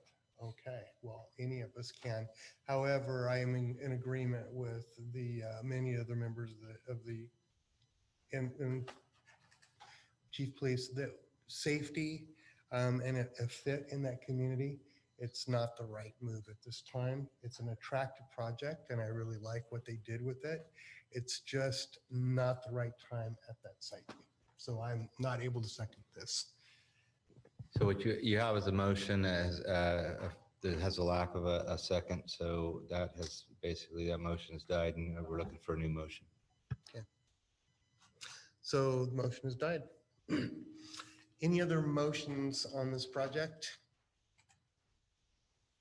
Okay, then at this point, I believe we move on, correct, Kenny? Do we need to make a motion to deny the project? If that's, yeah, and I'll let, No, if you choose not to take action, then it fails there. Okay.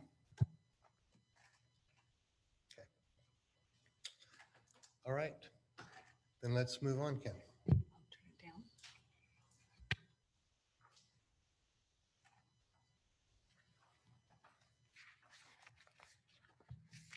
okay, so we're going on to the next item, 2B, is that right? Mr. Chairman? Yeah, just to clarify, please, for us, is it cleaner for us to make a motion to deny the project? You can go ahead and do that if you would like, but. Okay, The applicant will be made aware of their right to appeal, obviously, or has been earlier in our meeting. Yes, and we will follow up with everybody from the meeting tonight with their rights for appeal or not. Yeah. okay. So it's not necessary? Is that what? Okay, That's what I'm hearing. okay, good. Then we'll just move on. Next item, please, Ken. All right. Basically, the last item here in front of you is on February 27th, the city did receive a request from the owners of the Gemco truck stop facility to allow for the abandonment of an unused right-of-way that bisects the property. There's an attachment, obviously, on the staff report. We don't have it to go up there. I just, if you guys want to look at that in your staff report. The owners are currently in the process of constructing certain improvements to the site that were approved by the city in 2016 and 2018 under minor site plan permits, SR 1605 and SR 18-13. The improvements approved at that time, which are currently under construction, include connecting to city services, water, sewer, and storm drainage. That site used to exist in the county, so they are looking to hook up to our services here. Installation of curb gutter and sidewalk along the frontage road, installation of commercial driveways, approaches along the frontage road, installation of landscaping along the frontage road and Brady Lane, undergrounding of overhead utilities along frontage road and Brady Lane, removal of the on-site detention basin that sits in the back of their site, demolishing the existing truck wash and constructing a new truck wash service facility on site, relocating the truck fueling islands and constructing a new fueling island with associated canopies, refurbishing the other on-site buildings by repainting and restuccoing, and also resurfacing and restriping the entire site for better truck circulation. After starting construction on the site improvements, it was discovered that there's an old right-of-way that existed through the site that bisected it. Therefore, the applicant was asked by the city as a condition of the project to appropriately abandon the unused right-of-way. So as part of the abandonment process, staff reached out to the utility companies to inquire if they had any utilities within the right-of-way. We did receive no comments back from any of the utility companies for the abandonment proposal.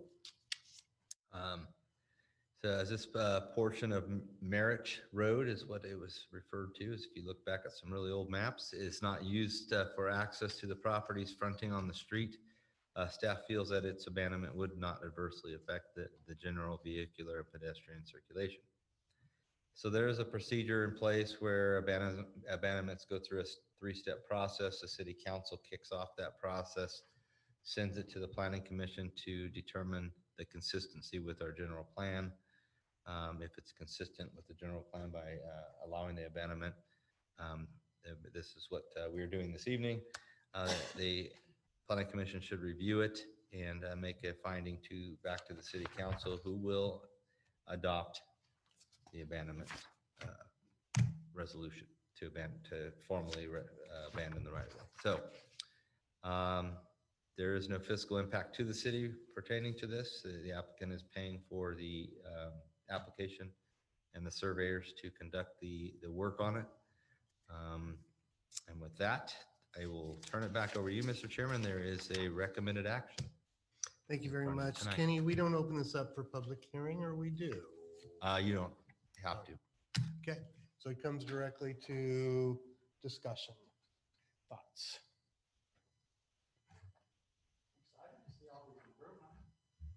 Likewise. Yeah, looking good. I just, This is the first time I've seen the word vacation used. I was in just gonna this. say, I'm really excited to talk about how we can do a vacation here. I noticed the same thing. Hey, I'll make a motion that we determine the proposed vacation in public right of way with a recommendation to resolution for the vacation and abandonment of public right of way to the aforementioned properties. Thank you. Do I have a second to that motion? I'll second it. Thank you very much.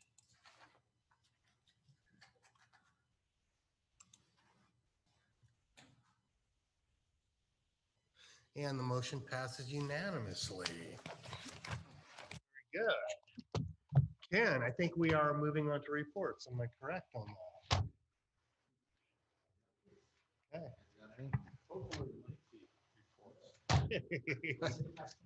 Yeah, I was gonna actually go through the entire general plan, read through it tonight for you guys, just in case you didn't have a chance to or any of that stuff. Actually, no, I have nothing to report. We have nothing as of yet for on our agendas for next month. So it looks like you're off again, talking about vacation. There you go. So we have nothing for next month. We will keep you posted and see if something pops up for September.